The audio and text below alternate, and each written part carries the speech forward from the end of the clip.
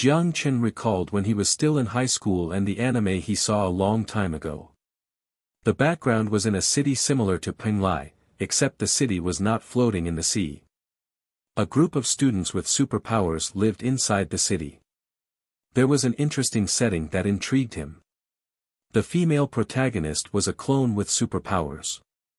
She was used as cheap weapons for inhumane research purposes. Her cost of production was only 180,000 yen with over 20,000 units produced. Her cost was even lower than sex dolls. Jiang Chen didn't know what the cost of Lin Yi and her sisters were, but it couldn't be cheap. The basic artificial intelligence based on Dr. Lin Mingjie didn't plan to answer any questions about these clones and East Asia heavy industries. Everything was answered by proprietary secret. After listening to the answer of Lin Mingjie, Jiang Chen was not pleased. Proprietary secret? Go to hell. East Asia heavy industries is probably in some gutter outside of the solar system. However, for a program without the ability to think, there was not much he could do. Threat? Stop joking. Threatening a basic artificial intelligence that doesn't know what is life and death will make people laugh at you. As for hacking the system, NAC possessed a number of computer experts, but for the computer infiltration that lacked practically, Yao Yao was probably one of the best. However, Jiang Chen was very aware that even if Yao Yao's computer skills are great, there would still be a big gap compared with the cybersecurity experts whose jobs depended on this before the war. You don't know how to wear clothes. Separated by the steel gloves, Jiang Chen carefully held the clothes and tried to put it on Lin Yi. However, Lin Yi was not Lin with a titanium alloy skeleton. After he accidentally used too much force, tears began to form in her eyes as she was about to cry in pain. With a sigh, Jiang Chen took off the power armor. He picked up the clothes and put it on Lin Yi. You don't even know how to wear clothes. Forget it, there is no point talking any sense into you. Let's just finish this and go back.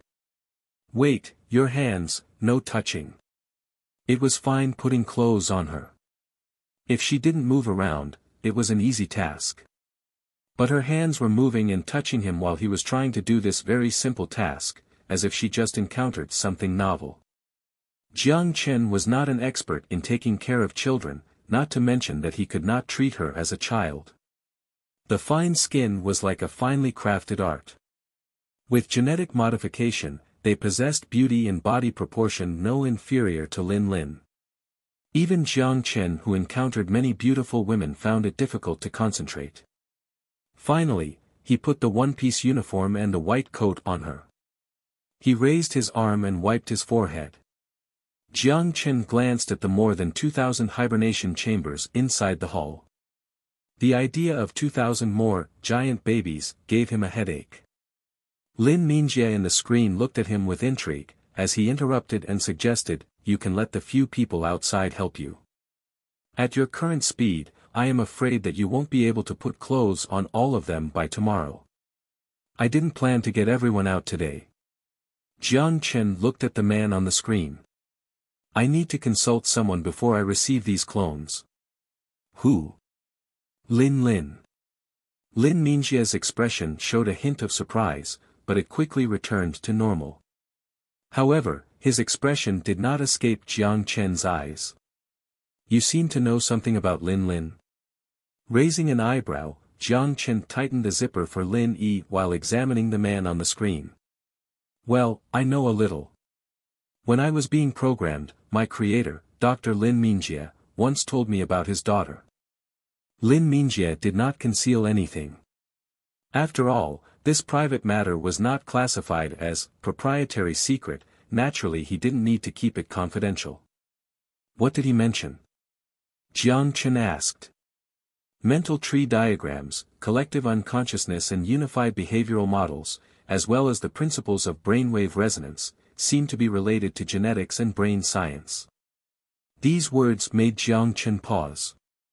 If his ability to comprehend was fine, the three terms seemed to be from biology, completely unrelated to technology. From Jiang Chen's impression, Dr. Lin Mingjie should be an expert specialized in electronics and mechanics.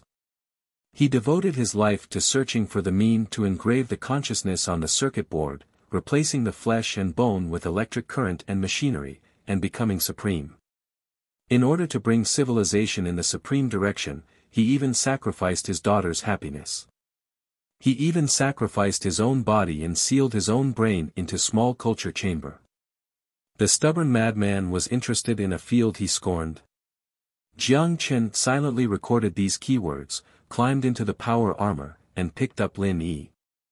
Seeing Jiang Chen was planning to leave, Lin Mingjie reminded him fearful that he may have forgotten, there are still 1999 people in hibernation, I suggest you bring them.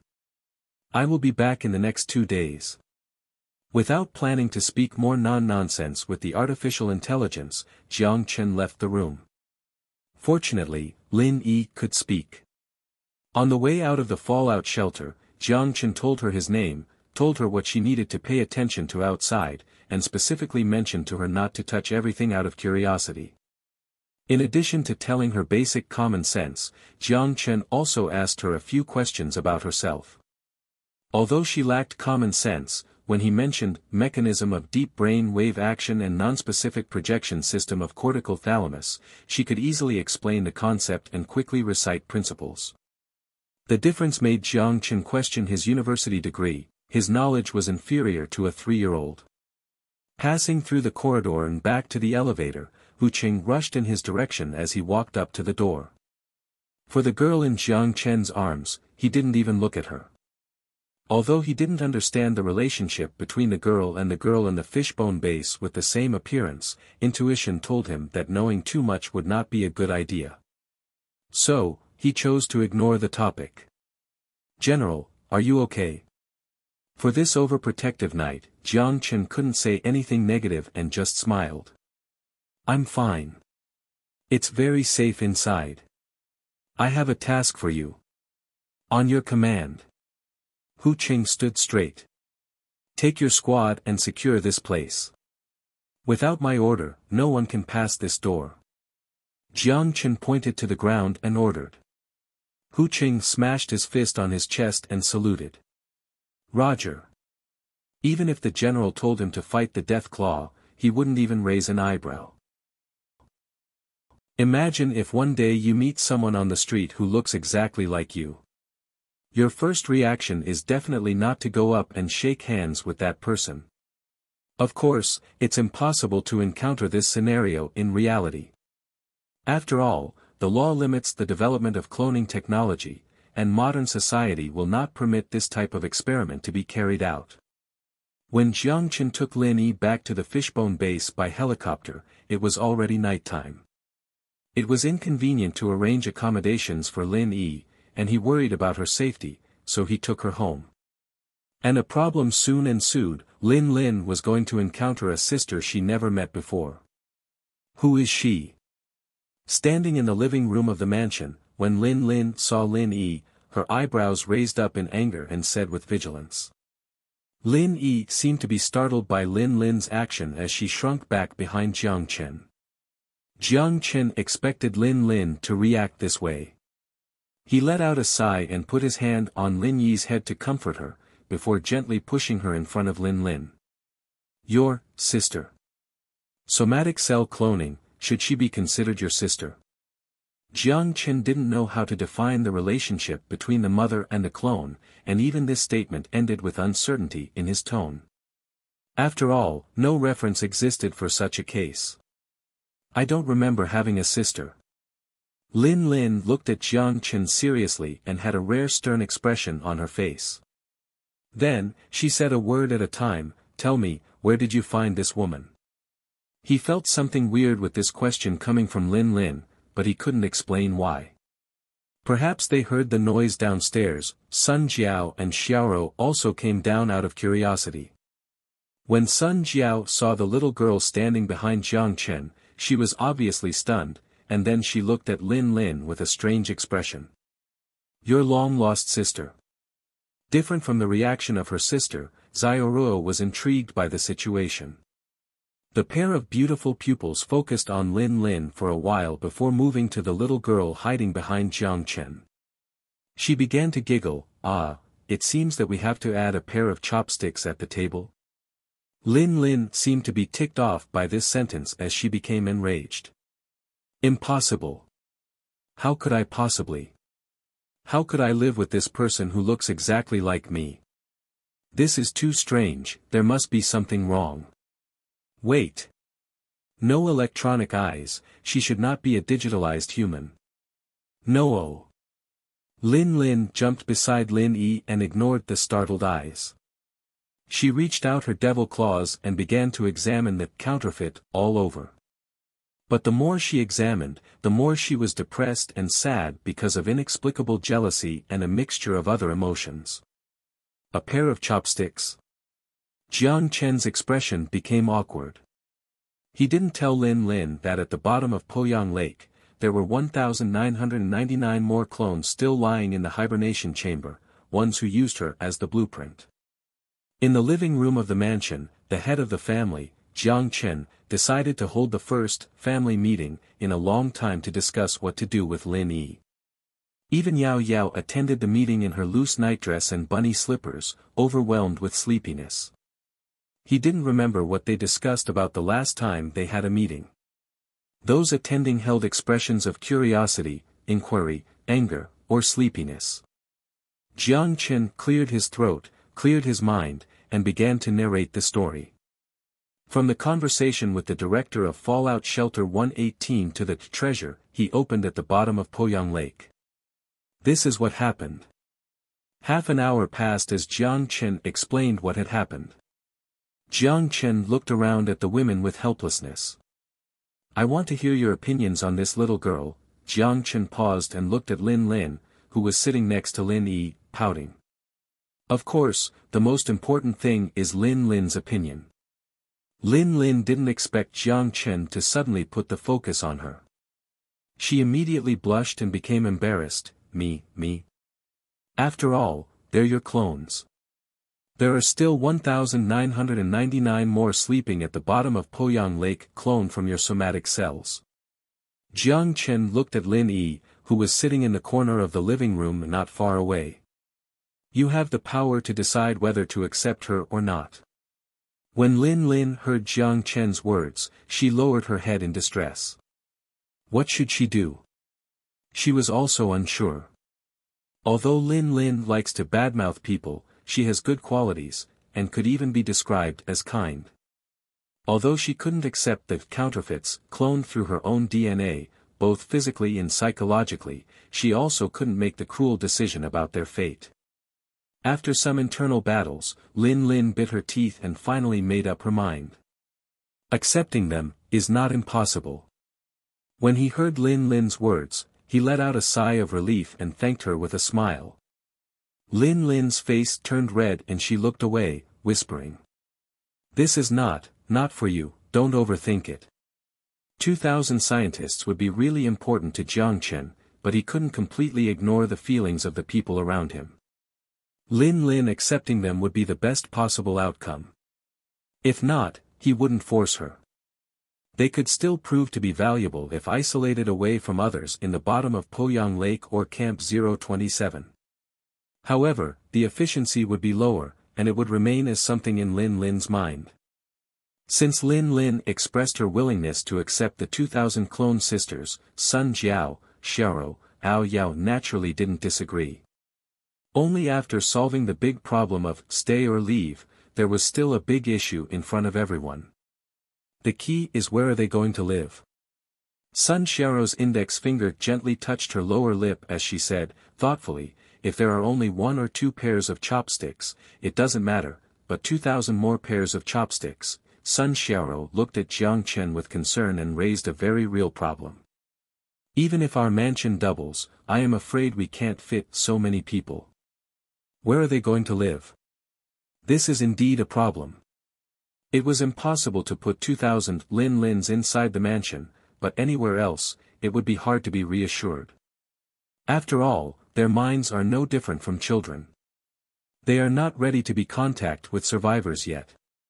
However, Sun Jiao brought up a good proposal. How about we build a research institute behind the mansion? These 2000 Lin clones are all scientists in different fields. Living in the institute is probably better than running around outside, Sun Jiao suggested. Clones certainly exist on the wasteland, but their presence is not welcomed. Especially for the clones produced from the fallout shelters, they served as toys. While the phenomenon changed when NAC took office, but people's natural discrimination against these unnatural-born lives could not simply be changed with a decree. The best-case scenario was to separate Lin's sisters from the survivors and have them taken care of by professional caregivers. Sun Jiao's proposal received unconditional support from Lin. Building a research institute behind the mansion was a compromise. They didn't live too far away, but there was no need to see them every day. Thinking from Lin's perspective, it would be odd if she saw someone who looked exactly like her every day. Jiang Chen didn't think he could stand the idea. In the end, Jiang Chen adopted Sun Jiao's proposal. The next day, he went to the logistics department to see Lu Huasheng. The decision was to remove the old warehouse behind the mansion and build a new semi-enclosed research institute on the existing foundation that accommodates 2,000 people. Immediately afterward, Jiang Chen found Wang Qing and ordered her to recruit a group of trustworthy female employees from the Fishbone Base or the 6th Street. The best candidates would be people born in fallout shelters with experience in nursing or caregiving. Jiang Chen ordered them to be on standby in Hongqing to take home number 0002 to 2000 Lins from fallout shelter T7. Jiang Chen trusted Wang Qing's attention to details. He couldn't follow every step of this task since, after a few days, he must go back to the modern world to Moscow. After repeatedly cautioning her on the important details, Jiang Chen left the community center and headed to Jiang Lin's Aerospace Science and Technology Institute. When Jiang Chen arrived at the Aerospace Science and Technology Institute, Jiang Lin was out of the office. After speaking with his assistant, he learned that the chief engineer who loved to get hands-on with all projects went to participate in the manufacturing process. I'm going to take a look at the warehouse in a bit. This is a couple of boxes of tea as a gift for him. Jiang Chen handed the bag to his assistant. While these luxuries were easily accessible to Jiang Chen, it was not so easy for the survivors on the wasteland. After all, technology was not the solution to everything, especially the luxury goods cultivated by traditional means. Even before the war, natural and pollution-free goods could not be easily purchased. The assistant quickly took over the bag in Jiang Chen's hand and expressed his gratitude for his boss. It was not because of the value of the goods, but because it was a gift from the general. Sorry for troubling you. Jiang Chen smiled and waved his hand and said with ease. No problem, it's on the way. Since he didn't need anything in life anymore, whenever he saw something interesting in the modern world that he couldn't use, he would purchase the goods and toss them into the storage dimension. Then he would gift them in the apocalypse. While it was a small gesture for him, his subordinates often treated it as a prestigious reward. After leaving the office, Jiang Chen walked to the warehouse behind the Aerospace Science and Technology Institute. Different from celestial trade in the modern world, the Aerospace Science and Technology Institute was the research institution with the lowest security in Fishbone Base. It didn't even have a lock on the door and anyone could walk in and out, although rarely anyone visited this place. The difference made sense. Space technology was probably the least valuable technology on this wasteland. All space technology from the 22nd century onwards was based on the development of space elevators. By the current state, it was impractical to build a space elevator on the wasteland. Including the NAC, most people regarded this institute as a personal hobby of the general. Just like the department that specializes in game development, no one really held an optimistic view on the development of space technology. If the chief designer Jiang Lin didn't occasionally participate in the development of kinetic skeleton technology, the institute's presence would be completely non-existent. Jiang Chen was also aware of this issue, but he didn't intervene. After all, the technology from the institute was exported to the modern world and had little practical value in the apocalypse. When Jiang Chen arrived at the warehouse, Jiang Lin with his fellow researchers was busy working in front of a strangely shaped wreck. He also happened to bump into an acquaintance. Wu Yuezheng from the Beluga observation station was standing next to Jiang Lin. He curiously looking at the researchers working on the wreckage with instruments. Because he had nothing to do, he immediately noticed Jiang Chen's arrival. "Hey, what brought you here?" Wu Yu's eyes lit up and immediately greeted him with a warm smile. Jiang Chen gestured for Jiang Lin to continue with their work before he started to chat with Wu Yu. "I wanted to ask you the same thing. Why are you not at the 6th Street waiting for business?" It is the beginning of the spring. The merchants are all rushing to the hinterland. It is the low season for those of us escorting on the ocean. When all the merchants make enough money and it becomes closer to winter, they will consider going to Japan, Korea, or even further. Wu Yu laughed, then patted the wreckage that resembled some kind of aircraft. "Since I have nothing to do, I brought this thing we found when we were cruising in the Western Pacific. I thought you'd be interested, so I brought it here." Jiang Lin tossed down the tools in his hands, wiped the sweat on his forehead, and walked toward Jiang Chen, the soaring 07 engine, the product of Pan-Asia Space Group. From the debris on the interface, it should be on the SSC Dragon. If I remember correctly, SSC Dragon was a transport ship to Mars. You guys are too lucky to have found this. Have you seen it before? Wu Yu raised an eyebrow and looked at Jiang Lin with interest. Because of work needs, the two were often in contact with each other and knew some of each other's backgrounds. For example, Wu Yu knew Jiang Lin was a native of the wasteland, born in the years after the war. "I have seen it in videos before." Jiang Lin shrugged. "This engine, is it used for transportation to Mars?" Jiang Chen walked closer to the engine, intrigued by the wreckage. He knocked on the titanium alloy casing. Celestial Trade was troubled on how to design a spaceship that can travel to Mars, and Wu Yu brought him a big gift. "It's a destroyed engine," Jiang Lin emphasized. "There is no problem in restoring the technology in this wreckage, but building a spacecraft capable of traveling beyond the moon is not as easy as having an engine. It was great to be able to restore the technology. At least now they have a reference on how to build a long-distance transport engine. With this engine, they should be able to design a space colonization ship capable of reaching Mars before the end of 2019. Give me a price." Jiang Chen looked at Wu Yu. "Same old, we will charge a salvage fee, 20,000 credit points." Wu Yu smiled. "Done." Jiang Chen took out a graphene card from his pocket and brushed it against Wu Yu's EP. The 20,000 credits were directly sent to the Beluga Observation Station bank account registered by NAC. Looking at the number jumping in the EP, Wu Yu was so happy he couldn't close his mouth. 20,000 credit points was a generous foreign exchange income for Beluga Observation Station. The 6th Street products were in high demand in Beluga Observation Station, especially the canned beef and canned pork. These couldn't be grown in the submarine farms.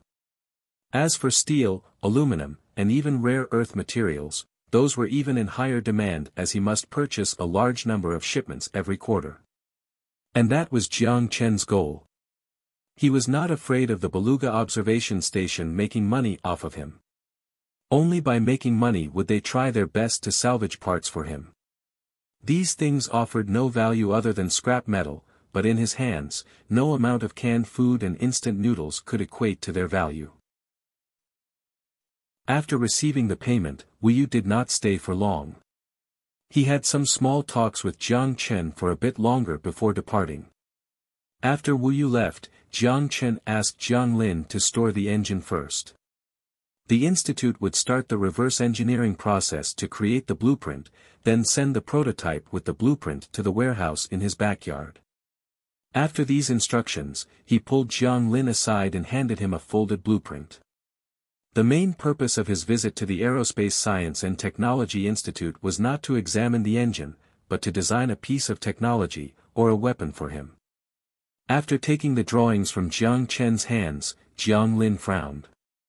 He tilted his neck and put his hand on his chin but couldn't come up with a conclusion after a long examination. Because of the lack of reaction, Jiang Chen spoke out. "What do you think? Are you confident?" "Of course. Wanhai is full of this stuff everywhere, especially the closer we get to the city center." Jiang Lin returned the sketch to Jiang Chen and asked the question bothering him. "But what's the purpose of this?" Jiang Chen slapped his head and forgot about this. "Those steel prisms stuck in the concrete are NATO orbital airborne pods." He didn't need to use models built in a game. Yes, the prismatic steel box in the sketch is the descending objects used for his space defense force. Based on his concept, using these steel boxes can allow his soldiers to be deployed to anywhere on the surface from the synchronous orbit within any location on Earth. Don't worry about the use, there is, of course, a purpose. Jiang Chen, using his usual tactic, avoided the question. Jiang Lin naturally didn't persist on the question simply for the sake of curiosity. With a nod, he took the errand. He said that the prototype and drawings could be completely in half a month at the latest. As for the sketch, Jiang Chen crumbled it and tossed it into the trash. With a ready-made model to reference from, it was not necessary to design based on the sketch. They could easily take a few of those pods from the city center and reverse engineer the design. After leaving the Aerospace Science and Technology Institute, Jiang Chen toured around the Fishbone base.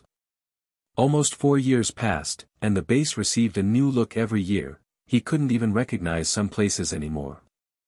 The wall drenched by mutants' blood was removed and placed 2 blocks out. A dozen more kilometers out was the 6th Street. The underground sewage system that connected Fishbone and 6th Street were even upgraded to a maglev track. Based on Chu Nan's plan, once the Holy Shield system is fixed, the 6th Street and the Fishbone base could merge into one after a few more years of development. Based on his words, the quality of the houses on the outskirts of Wanhai was still good. It would be a pity to let them go to waste. Since the mutants and zombies were eradicated, it was more cost-effective to reuse than to rebuild them. While walking, Jiang Chen's thoughts drifted elsewhere, thinking about what was missing from the base.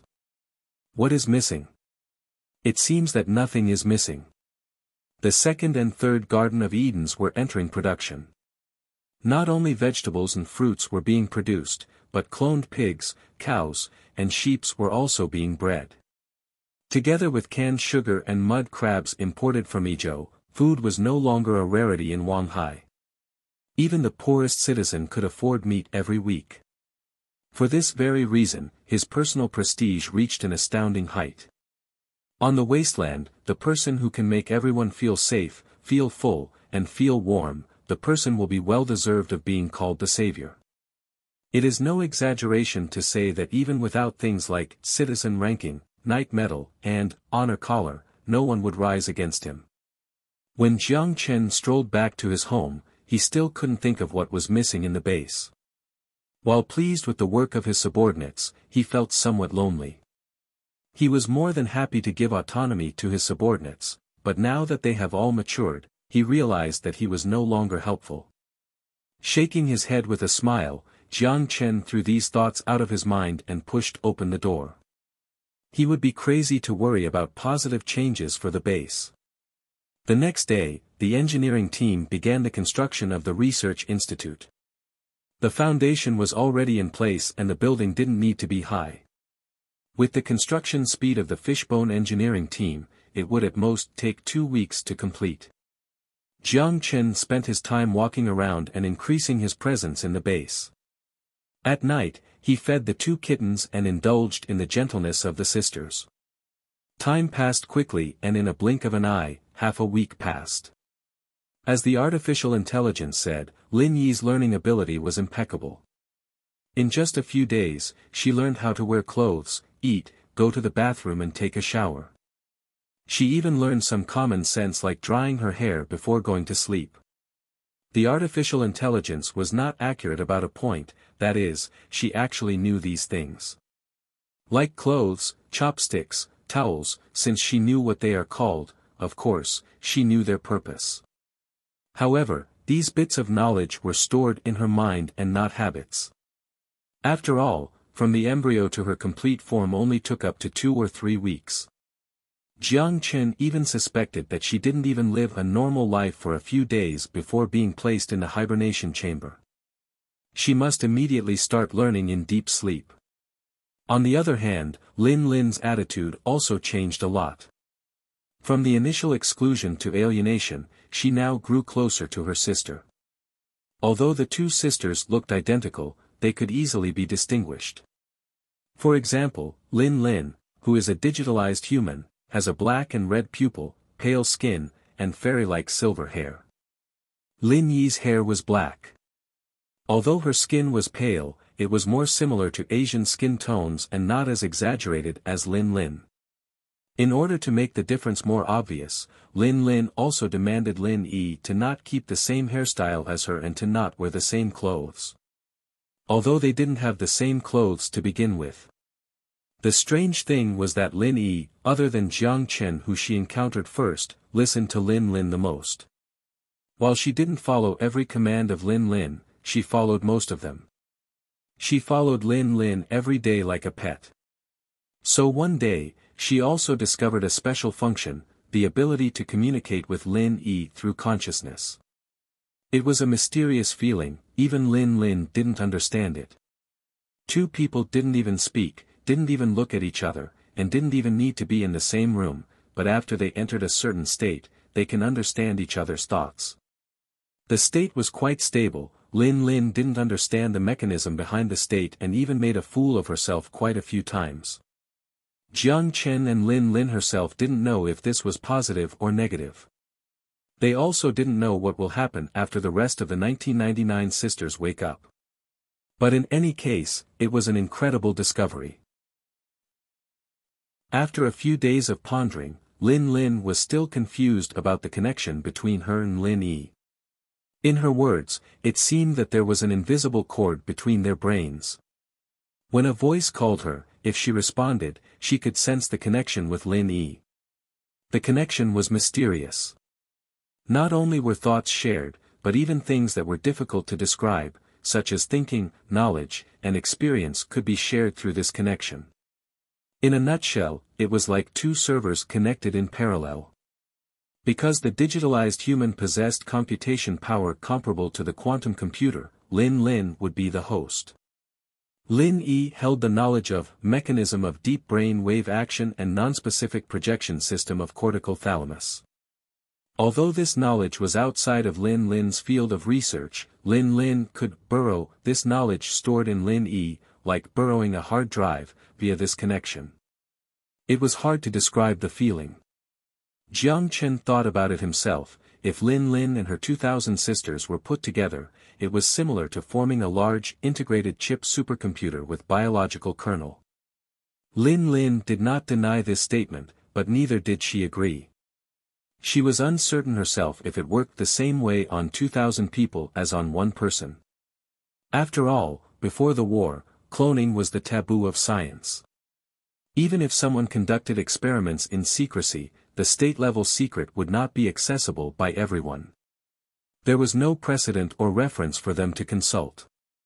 Now that the institute was still in the process of construction, Lin Lin's sisters didn't have a place to stay, so they still remained inside the hibernation chambers and were looked after by professional caregivers. But before they move in, Jiang Chen did a lot of experiments. For example, the sensing distance between the two. Jiang Chen tried to let Lin Lin and Lin Yi stand at the two ends of the fishbone base and attempt to sense the connection with a distance of more than 10 kilometers. Lin Lin and Jiang Chen were both surprised that the connection still could exist, even if the connection was weakened by the increase in distance. Shocked by the magical telepathy, Jiang Chen was also wondering if it is a technology created by East Asia Heavy Industries. After all, he did hear novel terms like mental tree diagram from that artificial intelligence.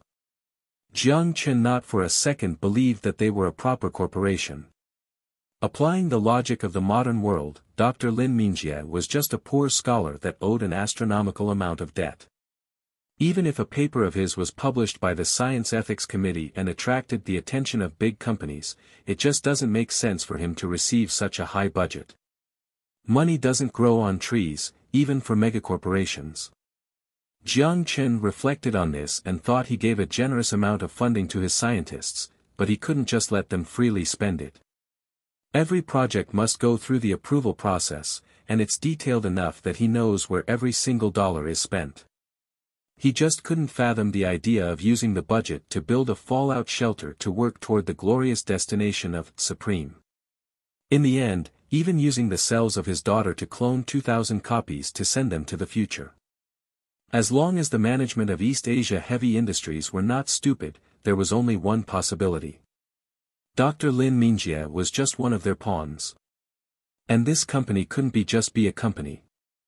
The ability to dig a hole inside the economic center of Pan-Asia cooperation and leave their iron seals on countless air defense projects in that special era demonstrated political influence and power.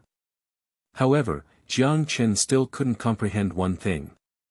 These officials and businesspeople all left Earth on the space colonization ship Zhenghe. By the time they woke up from the hibernation chambers 500 years later, they would be at a picturesque new world. What would be left on this crumbling planet to long after? Jiang Chen shook his head and left the matter behind him. He would have too much time on his hands to worry about a company from before the war. If he was really curious, he could ask Han Junhua. Speaking of her, since that time on the airship, she hasn't treated him emotionlessly for a long time. The metal commissioner was certainly tough, but not strong enough to withstand the improved slavery chip created by the slave masters of the wasteland. Though the soul is tough, it can't stand the slavery chip from the wasteland. With a press of the bottom, he could make her feel whatever emotion he wished. Ahem. I have to go back tomorrow. Jiang Chen gently kissed Sun Jiao's lips and collapsed beside her. He didn't even have the strength to wipe the sweat off of his forehead next to her. Her sister Xiao shrunk into a ball, her messy hair was spread freely on the bed as she was already asleep. This girl teased him during the day, but Jiang Chen and Sun Jiao worked together to shouting, "Sister, brother-in-law," to the point where she was losing her voice. Because of this punishment, Jiang Chen was completely exhausted. Only Sun Jiao with insane body attributes and her sister with matching stats could tire him out. Can't you go back just a few days later? Sun Jiao pouted, turned over and whispered in Jiang Chen's ear.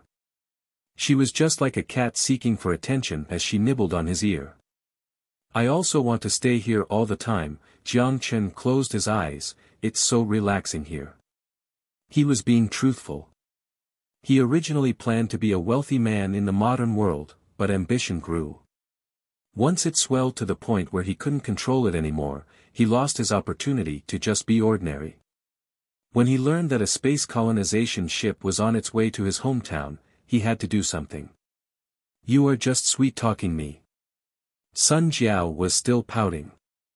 She obviously did not believe Jiang Chen's rhetoric. Who would choose to live a difficult life?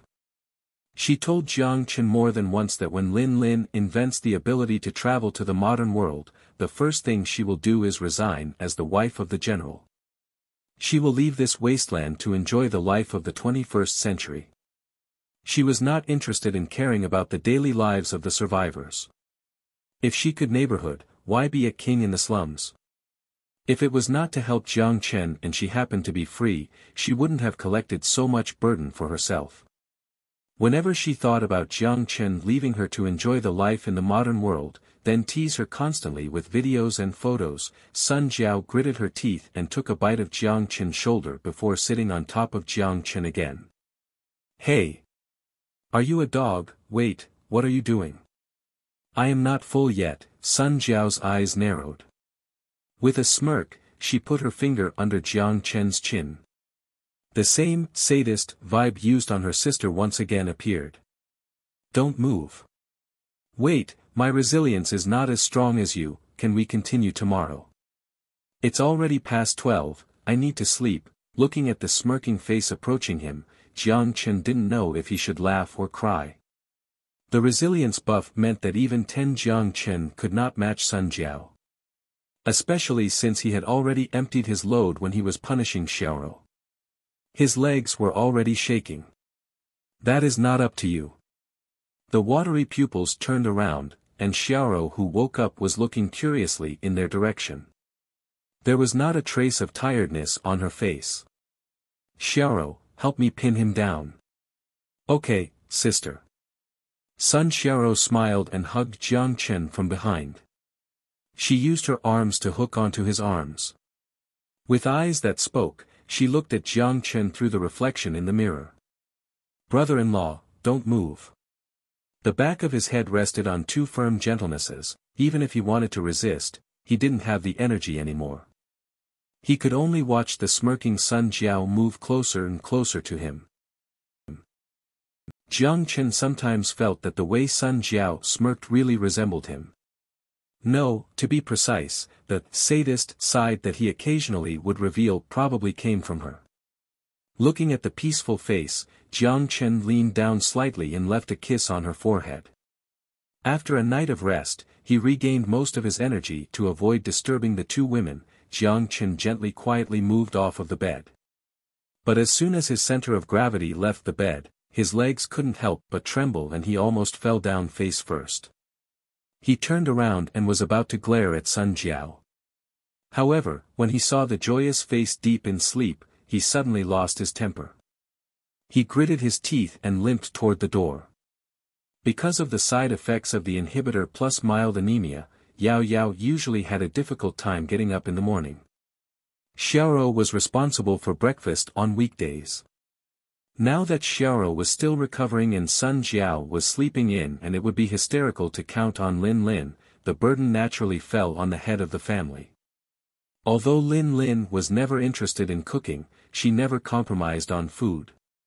She washed up quickly and sat at the table, waiting for breakfast to arrive. Jiang Chen was planning to send her directly to the cafeteria in the community center to take care of breakfast, but now with Lin Yi who shouldn't be walking around, he had to cook for the first time in a long time. He made breakfast while yawning profusely before finally walking out with fried eggs sizzling with oil. As for milk and bread, Lin Lin understood how to use the microwave, and they were already on the table. By the way you are walking, are you okay? Looking at Jiang Chen limping with the plates toward the table, Lin Lin looked at him strangely. I fell down going down the stairs. That's a lie. When I went to the washroom last night, I saw Sister Xiaoro sneak into your room. You must have done something bad to become like this morning. Lin Lin's unrelenting words came out while chewing on the egg sandwich. Not your issue. Jiang Chen shot Lin Lin a look. Humph. After swallowing the food in her mouth, Lin Lin spat out her tongue and pouted. Lin Yi tilted her head, and the hands holding the sandwich stopped in front of her mouth. She was using her innocent eyes to examine the two. Also, isn't there a washroom on the first floor? Why did you have to go to the washroom on the second floor? Suddenly realizing another problem, Jiang Chen added. Not your issue. Lin Lin's face turned red, her voice quieted down, and she couldn't come up with an answer. In the end, she pretended not to hear the question and no longer spoke. She didn't know why. The washroom on the first floor was closer, but she couldn't stop herself from going to the one on the second floor every night. Seeing the quiet Lin Lin was very rare, Jiang Chen also stopped battering with her and focused on enjoying his own gourmet meal. After finishing breakfast, Jiang Chen went to the kitchen again and stuffed some more mango pudding into the fridge. After he was done, he told Lin Lin. I put some more pudding in the fridge, don't eat it all at once. Aha, Lin Lin buried her head and whispered. Jiang Chen glanced at Lin Lin strangely. He couldn't understand what happened to her today. Normally, she would jump up in happiness hearing that the fridge is stuffed with puddings. This unusually quiet state was not like her. While perplexed, Jiang Chen didn't think too much of it. Even the liveliest people would experience a few down days. After breakfast, he went to the bathroom, brushed his teeth and washed his face, and then took a shower. He had recovered by this point. At least he was no longer shaking, and his back was no longer so sore. It was about time to go back, so he went to Yao Yao's room. It was only 8 in the morning, so Yao Yao naturally was still asleep. The little girl did not have the habit of locking her door. Jiang Chen just gently pushed it open and walked into Yao Yao's boudoir. A faint fragrance blew in his face, following the unique fragrance belonging to Yao Yao. Jiang Chen quietly walked to her bed without disturbing this peace. He examined the cute face under the ray of morning light and a heartfelt smile appeared on his face. It seemed like she was dreaming of something delicious. The slightly open lips formed a happy arc. A sparkling silver thread hung at the corner of her mouth, just like morning dew on the mimosa. Delicate and cute. Jiang Chen did not wake Yao Yao. He leaned down and kissed her, counting it as a simple farewell. After he left the room, he gently closed the door behind him. When Jiang Chen opened his eyes from the soft bed, he saw the sea breeze blowing in the open window. He could hear the rustling sand mixed with the sea wave. After he slowly adjusted his mindset back to the 21st century, he got out of bed. The room was quiet. Aisha had already left for Moscow, and Xia Xiyu had gone to the future building. He was the only person in the mansion. After returning to the modern world, Jiang Chen didn't just sit around. He immediately began to pack his luggage for Russia. Although Natasha said that he can go live at her place, considering that he may be in a foreign country for 2 to 3 weeks, he still must prepare some necessary items. Whether in his luggage or in the storage dimension. After Jiang Chen finished packing, it was already noon. While hymning a song, he was preparing to treat himself to some fine dishes and a couple of good wines, but when he opened the fridge, he was suddenly speechless. There was only half a pizza, a box of unopened pasta, and also a bottle of champagne, but it wouldn't taste the same without an accompanying dish. Clearly, no one has cooked in this house for a while. It was understandable for this to happen. Aisha, the cook, went to Moscow and Jiang Chen also spent some time in the apocalypse. In the past week or so, Xia Xiyu was alone in this mansion. Since she could eat 2 of her meals at the future building cafeteria, even if she knows how to cook, she must have been too lazy to cook alone. Why is this girl so lazy? Closing the fridge door, Jiang Chen muttered to himself. Although he could ring someone and they would deliver the ingredients to him, it would still take 2 hours. By then, it would be time for his afternoon nap. With that thought in mind, Jiang Chen left the kitchen depressed and went back to the garage. Since there was no food at home, he had to go to the future building. When Jiang Chen walked into the future building, it was lunch break. The building was filled with people moving between places as they chatted with their co-workers. Fortunately for Jiang Chen, he came early. If it was just a little bit later, he would be stuck waiting for an elevator. However, it was a smooth ride up for him. Most of the employees recognized his face. If he squeezed by the elevator, people would let him go up first.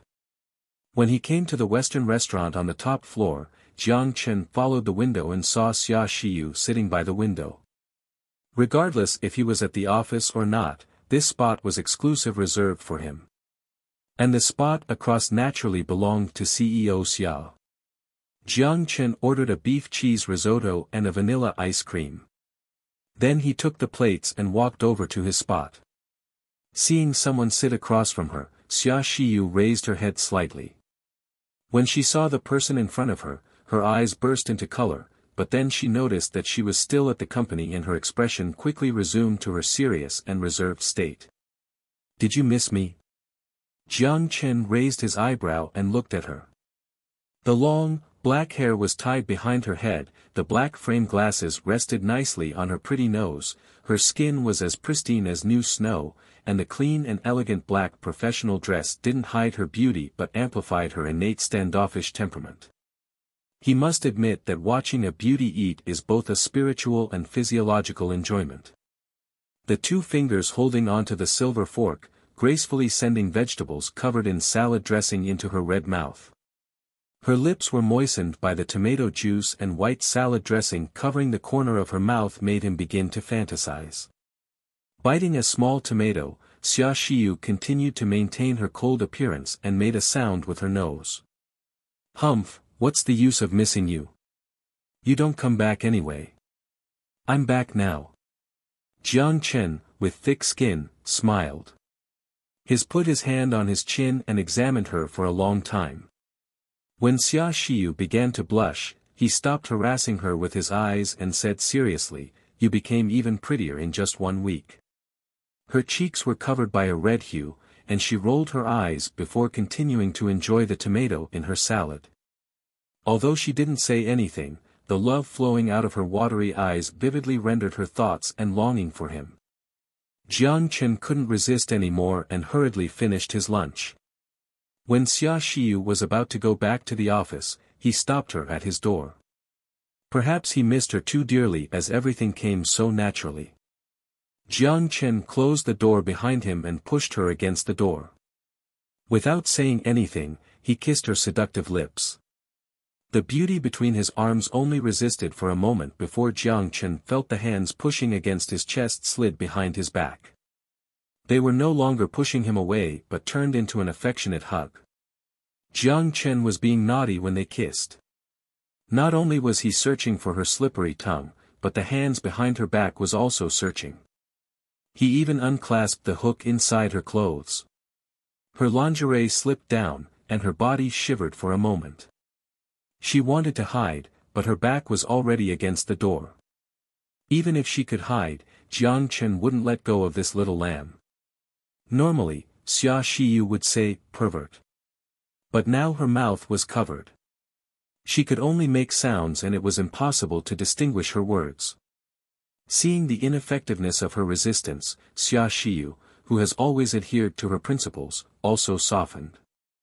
She half-willingly accepted Jiang Chen doing inappropriate things in the sacred office. Then he even carried her to the office chair next to the floor-to-ceiling window. At the floor-to-ceiling windows, it looked dark inside from the outside. But from the inside, it looked crystal clear. They could even see the vehicles moving on the road and the clouds floating not so far away. It was as exciting as it could be to do naughty things here. After nearly an hour passed and lunch break was almost over, Jiang Chen finally spared the exhausted Xia Xiu. Although she was injected with the genetic vaccine, she had always lived in a peaceful environment. Her stamina was not comparable to Jiang Chen, who had been on the battlefield before. If Jiang Chen didn't consider that she still had work to do in the afternoon, her legs would probably be trembling. "Now do you believe I missed you?" Fingers gently rubbing on Xia Xiu's chin, Jiang Chen smiled and looked at Xia Xiu. She was facing him and sitting on his lap. Due to the center of gravity being behind her, her legs curled slightly back. Her back was against the desk and her elbows were even on top of a few documents. She was breathing heavily. Xia Xiu has a thin face compared to Jiang Chen. Her cheeks were so red that they looked they are bleeding, and the redness even migrated to her neck. She gritted her teeth and punched him in the chest. But because her center of gravity was behind her, she quickly had to stop the punch to balance herself. "Pervert, what if someone hears us? Who dares?" Jiang Chen raised an eyebrow and snarled in a half-joking tone. "I will fire them." No one could hear them as Jiang Chen already had scandalous thoughts when they began the construction of the building.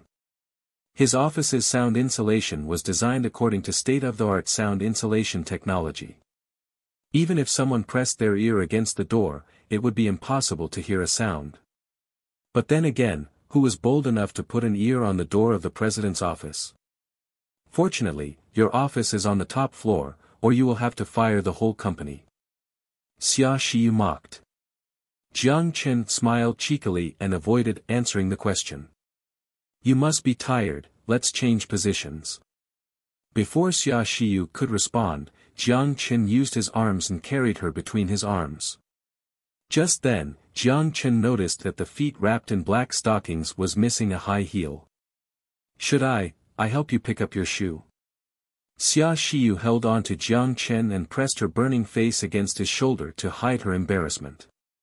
But as the longer she held on to him, the shameful emotion disappeared, and her breathing also calmed down.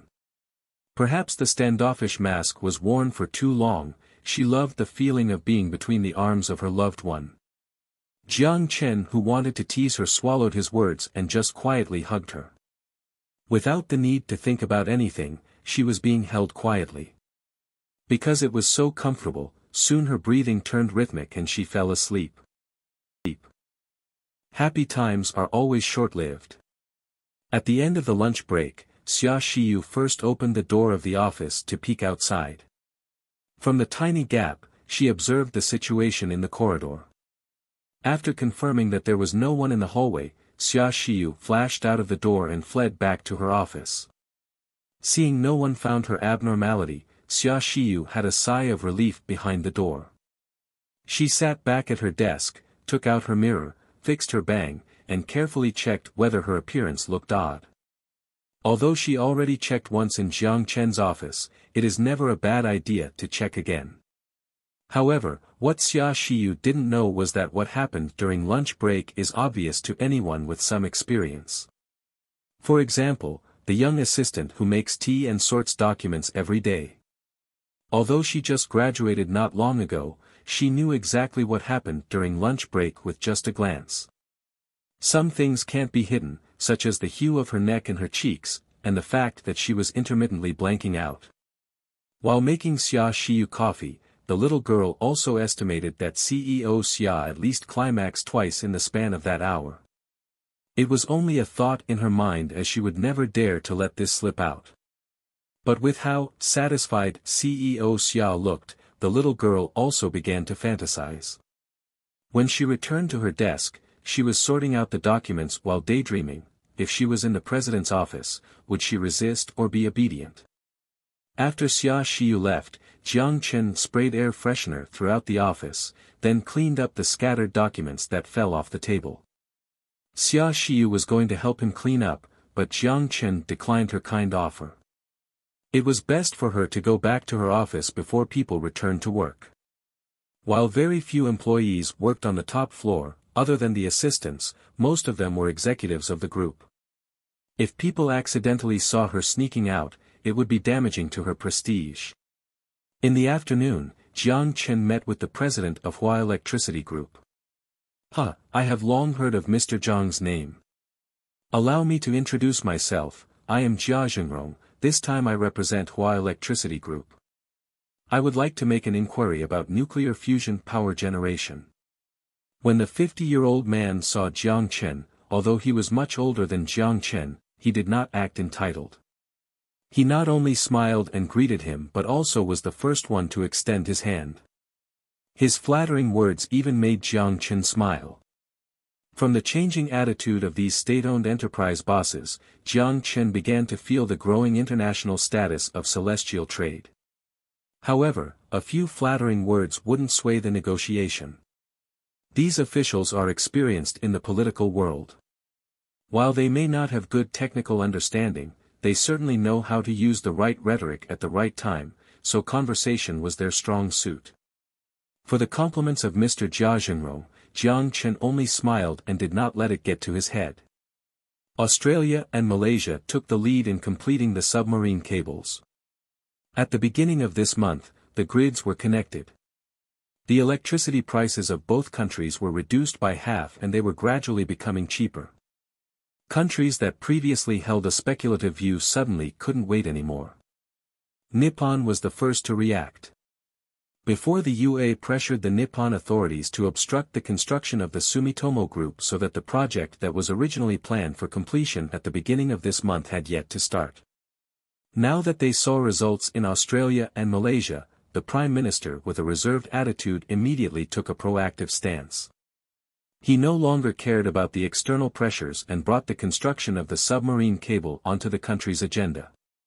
Even India still being delayed in the Malacca Trench, began tossing down cables into the water furiously. They did everything they could to move cheap electricity from Xi'an at an earlier date to ease the dependence of its energy gap on fossil fuel imports. As Jiang Chen expected, Hua finally couldn't sit still any longer and sent Hua Electricity Group to negotiate. The domestic electricity price averaged about 0.10 XND, and the export price of celestial trade was around 0.01 to 0.02 XND. While the difference of 8 cents may be small, the effect is magnified on an industrial scale. Taking electric steelmaking as an example, a kilowatt of electricity produces around 1.5 kilograms of steel. The 1.5 kilogram of steel, regardless of financial subsidies and steelmaking technology, has a cost of 0.08 XND higher due to electricity costs. In the market, other people's 1.5 kilograms of steel will be 0.08 XND more competitive. How about 1.5 tons? How about 15 million tons? With the amplification of volume, the advantage of cost competitiveness would also become more and more obvious. Sometimes it is about wanting to change, but external pressures could also force people to adapt to the changing era. As one of the world's largest electricity consumption country, Jiang Chen, of course, welcomed Hua Electricity Group to discuss with him about the submarine cable. It was unnecessary to discuss a joint venture for a nuclear fusion power station. Jiang Chen clearly stated that there are no plans to build any nuclear fusion power stations on the surface. Jia Zhengrong was not surprised by his rejection. Then the two sides began to discuss the submarine cable and the power export price. Jiang Chen directly took out the contracts with other countries to discuss cooperation work with Jia Zhengrong. In the end, the two people happily reached a preliminary agreement. The two sides would jointly fund the construction of submarine transmission cables, and Celestial Trade would directly export the electricity to Hua Electricity Group. As for discussion beyond Hua Electricity Group to local companies, it was not something Jiang Chen needed to worry about. As for the amount of capital invested by both sides, who would maintain the cable and how much electricity would be imported in 1 year, those details wouldn't be determined until further discussions. Jiang Chen left the rest of the negotiation work to Xia Xiyu as he must make go on a trip tomorrow and he couldn't make Mr. Jia wait for him. Allow me to ask, is Mr. Jiang planning to go to Moscow in 2 days? Jia Zhengrong smiled and asked, I hope Mr. Jiang doesn't misunderstand, I'm only worried about this contract, yes. But rest assured, CEO Xia will take care of the rest. Although he didn't openly market his visit, his trip to Russia was no longer a secret. But what made him unsure was whether this question was from him, or from someone else. After hearing Jiang Chen's answer, Jia Zhengrong smiled and gestured. Then I won't bother you any longer. When Mr. Jiang comes to Shangjing, please be sure to let me know. I will definitely do my deed of being a good host. Then I will certainly let Mr. Jia know. Jiang Chen ceremonially replied, smiled at him, and watched Jia Zhengrong leave his office. The cooperation with Hua Power Group was an important part of the global power grid plan. Jiang Chen was not afraid that Jia Zhengrong only purchased a limited quantity, he was afraid that he couldn't commit to buying. It was difficult to believe that the government would push for zero emission for thermal power when the cost of electricity was a few cents. You think thermal power's pollution is too high? You need to add a filter at the end of the chimney? Perfect, we think the cost of thermal power is too high. Importing oil to generate electricity is not importing. Isn't it better to buy it directly?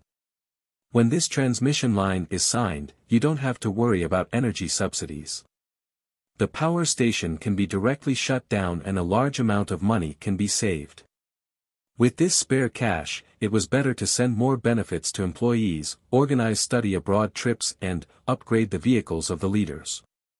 This is a good thing for the benefit of the country and its people. After the letter of intent was signed, Jia Zhengrong paid extra attention to this submarine transmission line. First, He headed onto the sea to inspect the transmission and distribution station, and then he took the initiative to discuss the project with Celestial Trade. Jiang Chen thought it was a done deal, so he entrusted the rest to Xiaoxiu. Jiang Chen was ready to make the appropriate concessions on the transmission line. In the first year, the goal was to increase the amount of power imported by Hua. Last year, Hua's national power generation exceeded more than 6 trillion kilowatt-hours. This market was bigger than all the countries that Jiang Chen had personally visited combined, and he must focus on this market. The matter of global power grid aside. Recently, during the time Jiang Chen was in the apocalypse, a major event happened in the modern world. With the cooperation of the Xian Space Administration, Celestial Trade promulgated the 2019 Celestial Trade Outer Space Resource Development Plan, which aggressively and decisively listed a total of 9 asteroids in the Earth-Moon system for mining purposes. No one doubted the fact whether Celestial Trade will succeed or not. After all, the Bennu asteroid proved their strength. The size of the 9 asteroids are smaller than that of Bennu, and the mineral reserves are unknown. Maybe there are only stones on it, but maybe there are tons of diamonds 100 times bigger than the Cullinan. 1. Developing the universe will always be a gamble. What matters the most is not what is on the asteroid, but the fact that Celestial Trade already possesses the ability to develop space resources on a large scale. However, this also creates a problem. Although there are many asteroids in space, there are also mining challenges to solve. When NASA became involved, it was not happy at all. Although the outer space resources belonged to all of mankind, the default rule is it belonged to whoever got to it first. However, if Celestial Trade planned the few asteroids that are the easiest to mine, how are we going to compete? You can be ahead of everyone, but it's not right to not get everyone involved. While unwilling, no one directly opposed this. Why? It's not because of the face of Xian, but because Celestial Trade also added a timely announcement of a plan to explain the previously published 2019 Celestial Trade Outer Space Resource Development Plan. Celestial Trade is willing to contract all 9 asteroids out. Without mining spacecraft.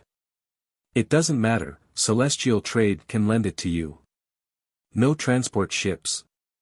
It doesn't matter, don't borrow it, Celestial Trade will sell it to you directly.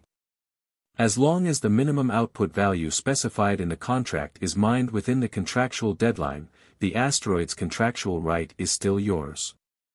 If you don't produce, there are still many people waiting to do it. On the surface, Celestial Trade contracted the 9 asteroids seemed to be a move to divert pressure and give up part of the profits. However, thinking about it carefully, Jiang Chen is simply a bad man. It is best not to monopolize the market. No one will blame you for building a bridge and charging a toll. But if you don't allow anyone to cross the bridge, you will be hated. However, Jiang Chen is not happy to just charge a toll, he wants people who crossed the bridge to work for him. Let's not talk about whether these asteroids are filled with gold or slag. Even if you mine the asteroid, you can't throw them directly into the atmosphere. Without a space elevator, the product must be shipped to Celestial City. This is not the end of it. Directly transporting the mine and the rocks back to the surface is simply not worth it. Transported by Celestial Trade, it is best to process it on Celestial City. Iron ore is refined into steel, and titanium ore is refined into titanium ingots. They are not scamming you, as you can process these things in your space station or future mining space station since they are all connected to Celestial Trade. But after all, since it is in the territory of Xian, it is not too much to charge a transaction tax, right? Settled in US dollars.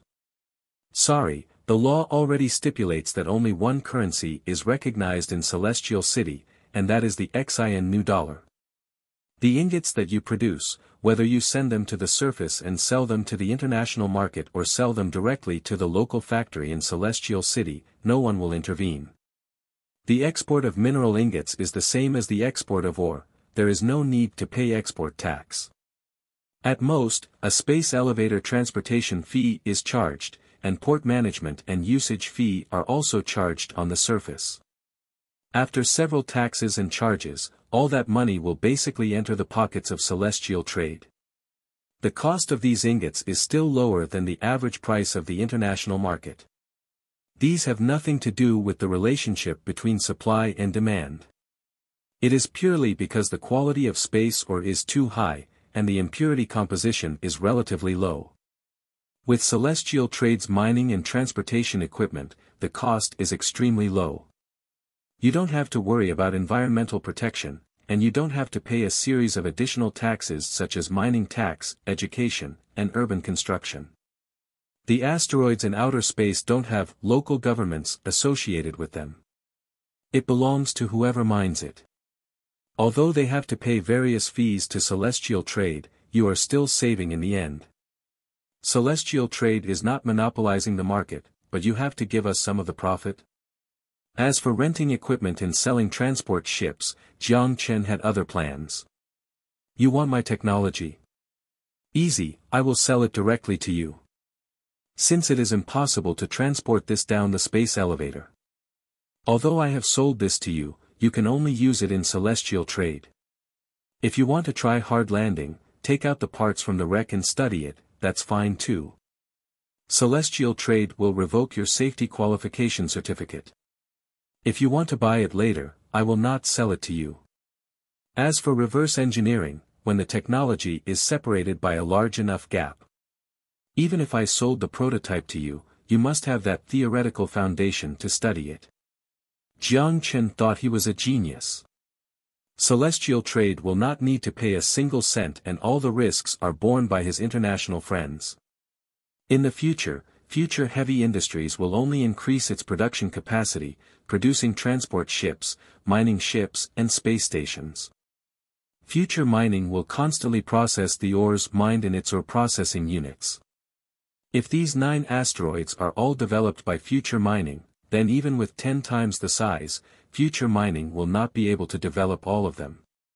But if other countries joined, 9 more asteroids as big as Bennu will not be enough.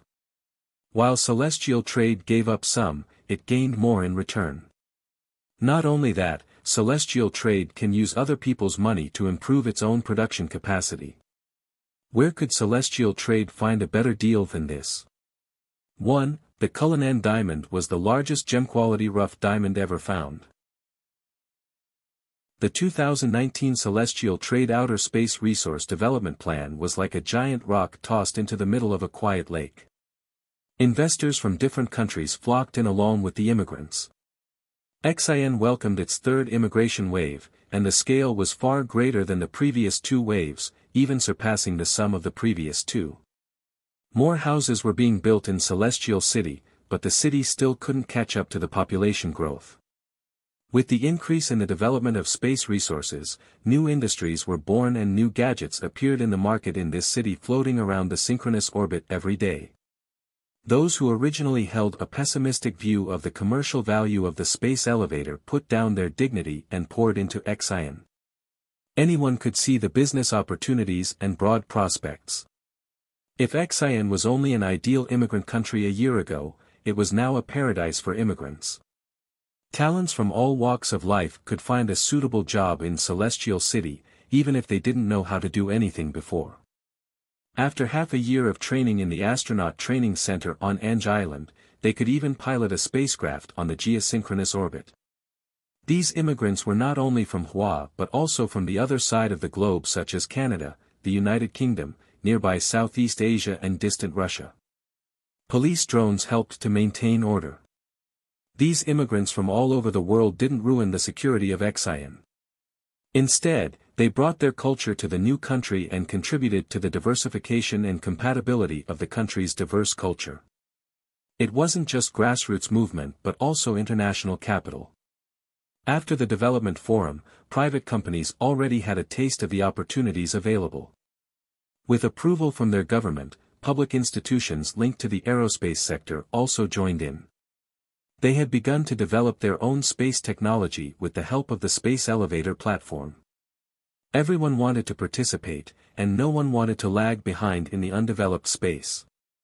Zhang Yaping didn't have time to feel bothered by election campaigns. Actions were always stronger than words. Celestial trade took control of his election work, and instead, he spent all day with the diplomats of different countries to obtain more benefits for celestial trade. While he was busy, his days were quite enjoyable. He just attended the banquet of the Russian embassy the day before. Today, he was chatting with the UA ambassador in a private hall. On the evening of April 20th, a private jet landed at Moscow International Airport under the mask of night. There was no grand ceremony and there were no crowded reporters, but the Kremlin welcomed this special and distinguished visitor with the highest diplomatic etiquette. Surrounded by several burly and hairy men, Jiang Chen sat in a black long limousine.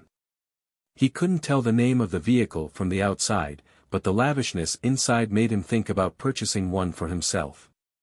While pondering it, a security department agent had already respectfully opened the door for him. Other than the Russian foreign minister, Jiang Chen also saw an unexpected person. "Oh. You came to pick me up. I thought you were doing damage on the Russian border." It was Natasha. She was wearing a lady's suit, her long blonde hair was tied into a ponytail and she looked quite formal. The only thing that wasn't too formal was probably her bulging chest. Jiang Chen had only not seen her for half a month, yet he felt it already got bigger. The buttons on the white shirt seemed to be crying in agony, ready to explode at any second. But for some odd reason, her waist still looked so thin. Eastern Europeans' body proportions always amazed him.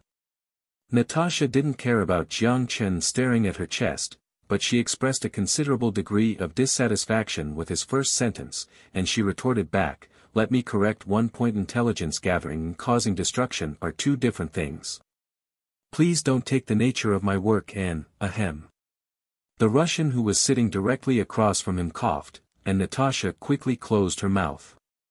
Jiang Chen sat next to Natasha and examined the man across from him.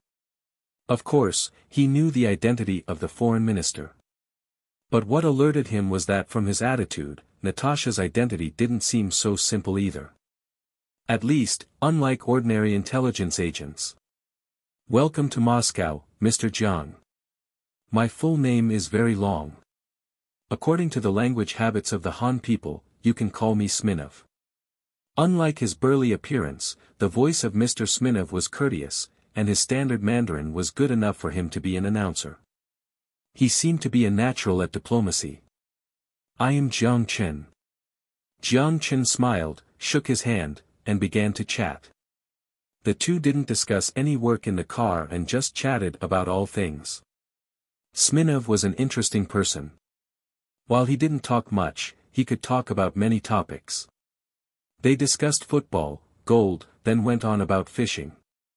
Even if Smirnov didn't know some of the things, he could use clever language techniques to not make Jiang Chen feel bored. And Natasha, sitting next to Jiang Chen, just felt invisible. Maybe it was because of her identity, but aside from her first sentence, she didn't speak anymore. It wasn't until the car was parked at the door of a five-star hotel that Smirnov mentioned the important affair. In addition to the special security team of the Russian security service responsible for the peripheral work, on this trip in Moscow, Miss Natasha will be your security consultant. Whether it's in life or work, if you encounter any inconveniences, you can consult her. Don't be polite, this is my job. Natasha squeezed her eyebrows at Jiang Chen. It was the second sentence she said. Don't worry. I won't be polite with you. You've been drinking and eating at my house for so long. If I don't bother you, I'll be missing out on an opportunity big time. Natasha grinned. Jiang Chen then looked at Smirnov again. I don't know when you're going to start the official discussion with us, I'm free any time, but I hope it's not too late. In 3 days at the latest. We will arrange for you to meet with an important person as soon as possible. It's because he's currently on the front lines and can't come back immediately, I hope you can understand, Smirnov replied. No hurry. I will stay here for a while, I'm always free. After a few words, Smirnov said goodbye to Jiang Chen. Accompanied by Natasha and security personnel, Jiang Chen stepped into this five-star hotel. However, at the door of the presidential suite where he was staying, only Natasha followed behind him. Jiang Chen took off his suit and tossed the tie aside. He then languidly took some champagne from the fridge and nonchalantly asked Natasha, "Can you tell me what you're planning to discuss with me?" "I'm sorry, I don't know the exact details. This is top secret. I can only reveal one point and it's related to the situation in Europe." Jiang Chen nodded and didn't make it difficult for Natasha. He then headed to the bathroom door. As he was about to take off his clothes to take a shower, he suddenly stopped and looked at Natasha on the sofa. "I'm going to rest soon. You're not going back to your room?" She was amused by Jiang Chen and her bright red lips grinned. Natasha was leaning on the sofa drinking and didn't have intentions to move at all. She gracefully crossed her legs. "My room? It's here. Here. My room? It's here. It's here." Jiang Chen heard her words and raised an eyebrow. "You're not afraid that I will do you in my sleep tonight? When I lived at your home, there were so many opportunities yet you didn't seize any of them." Natasha rolled her eyes as if she didn't see Jiang Chen as a threat. She added a sentence, "I won't resist. Do you dare to take action?" When Jiang Chen heard this sentence, he wasn't pleased. "I've crossed the line so many times that you couldn't count even if I lent you another hand." However, while he wasn't pleased, he was still dictated by reason. He always maintained enough rationality and didn't get too involved with the agent woman. He wasn't afraid of what she would become, but he was afraid of getting stuck in this mess himself. While his private life could be described as scandalous, he still maintained rationality. "When I finish showering, I will take care of you." Natasha was provoking him by biting on the beer bottle and he responded with a hard stare. Then he closed the bathroom door. Her eyes stayed on Jiang Chen's back until the door closed, then a complicated expression appeared. If he showered by himself, he usually took a short amount of time. He turned on the shower head and rubbed himself with the towel. Before he finished humming 2 songs, he walked out in a bathrobe feeling refreshed. But when he walked out, there were already 3 empty bottles on the table. With a bottle of champagne, 2 bottles of different brands of red wine, and half a bottle of Bordeaux left, Natasha was slowly shaking her wineglass. "You're certainly a drinker. Aren't you afraid of getting a beer belly?" Jiang Chen looked at the empty bottles and mocked her. "I've never worried about these problems. As long as I keep a good schedule and exercise, I don't even have an opportunity to get fat," Natasha said while smug, then changed the position of her legs. "Do you want to have a drink?" She indeed could show off her slim and fit waist. It wasn't like the typical waists of Eastern Europeans.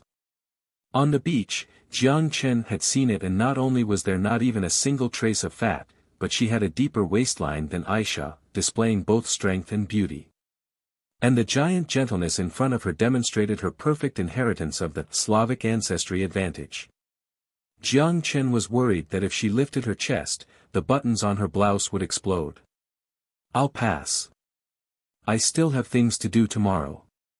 You can drink." Jiang Chen retracted his gaze from her gentleness, gulped, and refused her invitation. He turned around to go to his bedroom. Natasha shrugged and looked at Jiang Chen with mischievousness. Jiang Chen didn't have a good sleep that night. After being teased by Natasha, he felt like a fire was burning in his lower abdomen. Aisha and Xia Xiyu weren't there, and he couldn't risk revealing his secret by going back to the apocalypse in Russian territory, so he couldn't release himself in any way. Using his hands. He hadn't used his hands for a long time. Jiang Chen looked at his small tent in the morning, then looked at the sun outside the window and shook his groggy brain. He dressed and walked out of the bedroom, then saw Natasha lying on the sofa. He stepped forward, shook the sofa with his feet, and woke her up. Natasha opened her eyes, yawning. She rubbed her eyes and sat up on the sofa. "You really slept here last night?" Looking at her hungover face, Jiang Chen spoke. I already said so. I live here. Natasha couldn't stop yawning. She held her groggy brain and stood up. Damn it, I drank a little too much yesterday. Looking at the empty bottles on the table, Jiang Chen was twitching. A little too much? Go and clean yourself up, I need to leave in a while. If you don't resolve your black circles, just stay here, Jiang Chen said wickedly. I can't do that, I'm your security consultant. When Natasha heard she had dark circles, she remembered that she slept without washing her face. She realized she must not be in an elegant state, and she suddenly rushed into the bathroom without any sleepiness. Jiang Chen estimated that she would need to take a while and called for 2 servings of breakfast.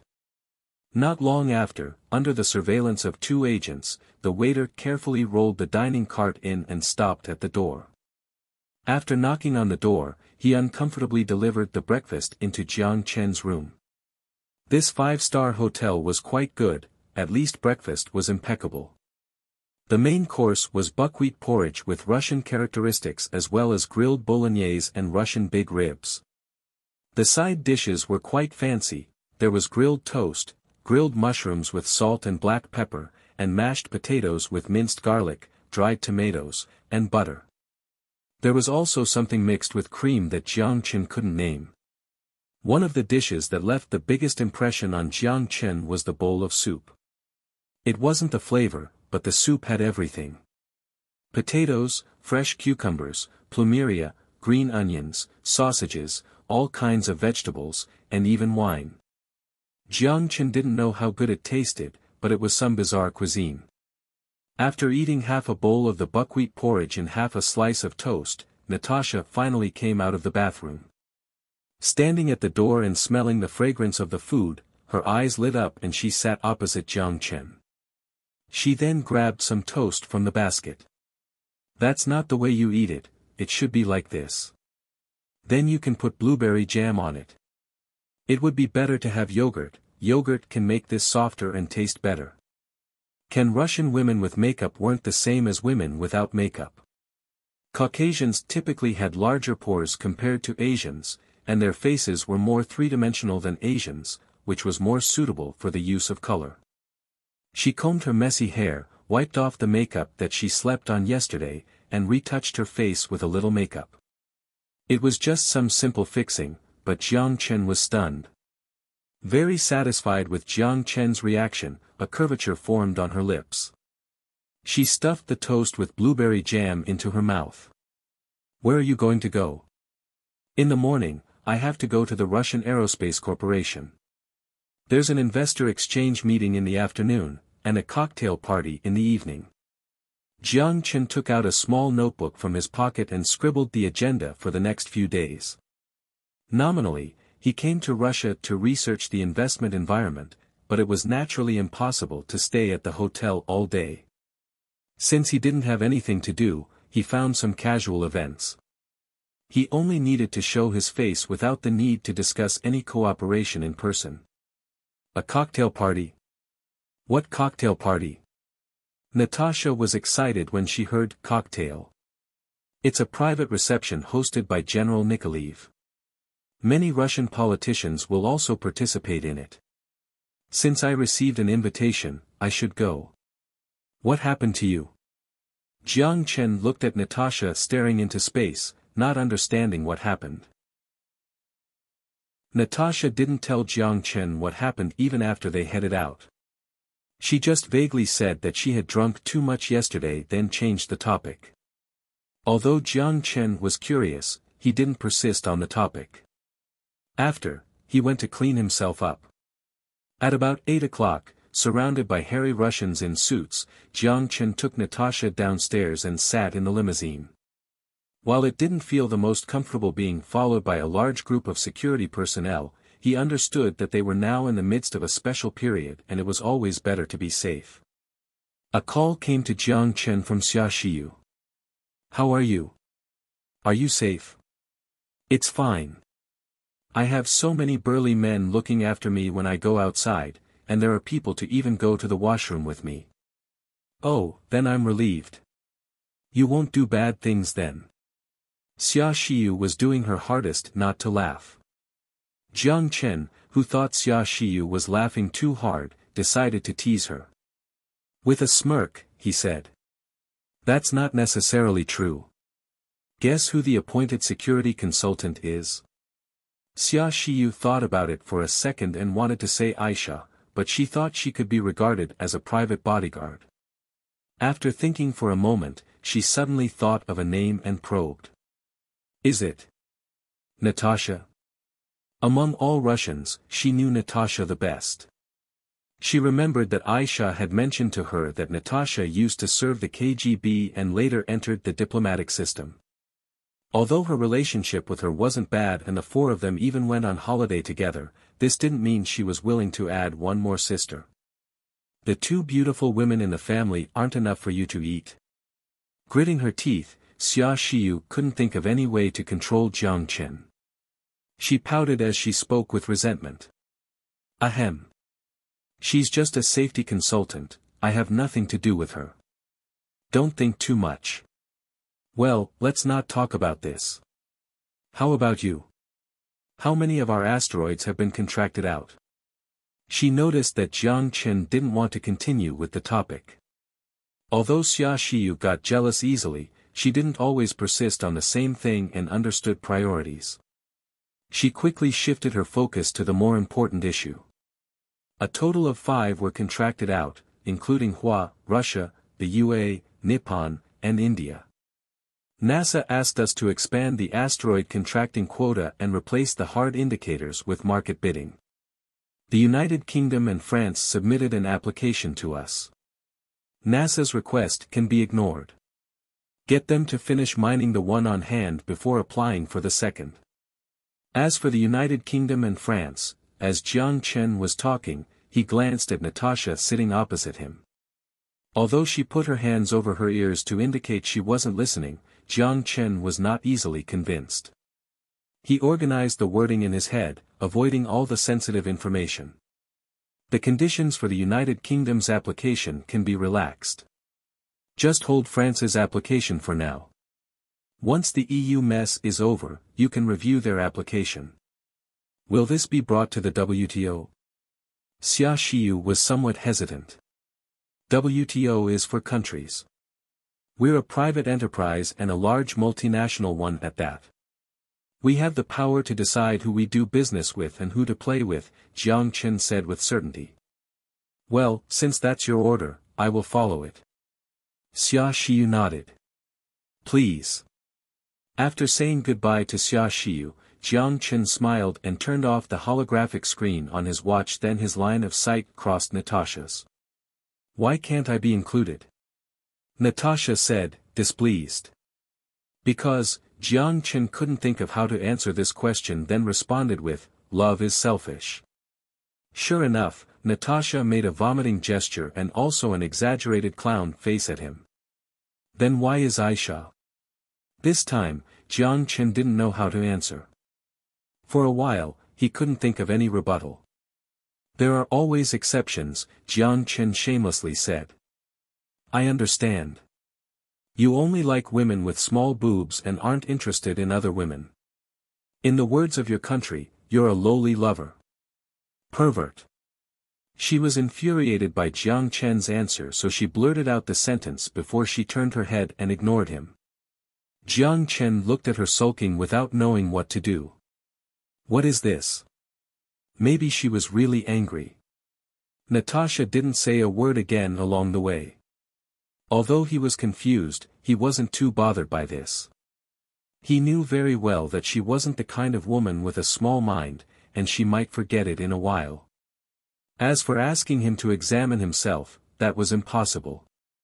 When he arrived at the Russian Aerospace Science and Technology Group, a Russian with a giant nose greeted him and enthusiastically invited him into the building. He took Jiang Chen from the warehouse to the office and even went into the Research and Development Center without hiding anything. During their conversation, Jiang Chen learned that the name of the big-nosed Russian was Yuri, which was a very popular name in Russia. He was extremely talkative. After Jiang Chen entered through the door, he didn't stop talking for a minute. This is the RM, 320 we produced according to the drawings you provided. Your design is outstanding. I don't know what words to use to describe the astonishment in my mind. The only limit is that the materials in our combustion chambers aren't up to standard." Pointing at a bright silver rocket engine, Yuri didn't stop complimenting him. "We will also ask Jiang Chen about some of the technical problems related to the rocket." However, Jiang Chen was bound to disappoint him. He didn't understand any of the technicalities at all. At most, he understood the direction. In terms of technical details, he might be less knowledgeable than the interns who copied data, working behind the scientists. Fortunately, experts also came with him from Xian and these problems were dealt with by those experts. Perhaps it was because of the conviction of the technology of celestial trade that these high-spirited scientists were very eager to learn. If there was anything that they didn't understand, they were humble to learn. Helping Russia master the RM-320 engine itself was part of the agreement. Jiang Chen let the celestial trade expert deal with the scientists while he went to another place with Yuri. In an empty warehouse, a flat-shaped cuboid aircraft about 15 meters long was parked. Behind the cuboid aircraft, there were 4 large holes and an RM-320 engine could be placed in each of the holes. SS Oleg, this is our spacecraft that can be used in the Earth-Moon system. This is the top secret of our group. Yuri slapped the metal giant and squinted his eyebrows at Jiang Chen with pride. After seeing the design of the transport spacecraft, Jiang Chen almost laughed out loud. These Russians just changed the rocket in the middle, lined up 4 rockets together, then removed the third-stage rocket. They placed the fuel tank at the bottom of the middle section of the spacecraft while the cargo was above. Although the overall layout surpassed the standards of the times, the power system still used the original chemical fuel engine. The advantage of this cuboid aircraft was the longitudinal acceleration which could effectively alleviate the load on the aircraft's outer casing during the acceleration phase. But at the same time, a problem also arose in which if the spacecraft wanted to turn a corner in space, it would be extremely difficult. It'd be like holding a toothpick, sticking to the wall. It'd be hard to break the toothpick, but it wouldn't take much effort to break it by pinching the 2 ends. It was no problem to turn through the speed difference of the 4 engines, but to change the steering more than 90 degrees, it'd likely require the gravity of the planet. Unless they added a small engine in the middle, but then the whole hull would be too bloated. When it came to this engine, Jiang Chen still felt embarrassed. After all, he did scam the Russians. After the space elevator was built, the RM-320 chemical fuel engine no longer had a future. A high-energy storage battery, plus a palm-sized cesium metal had a cruising radius equivalent to a traditional chemical fuel rocket with 2 small house-sized fuel tanks. The limitations of technology meant that the issues couldn't be solved without simply improving the technology. It was like a bronze knife. No matter how you improved the tempering and forging technique, you couldn't compare it to a tool made out of steel. It's not impossible to use a chemical fuel engine as an engine, but it can only be used as a short-term solution. At most, it will be eliminated in another 20 years. M-Drive, 1, is the future of space development.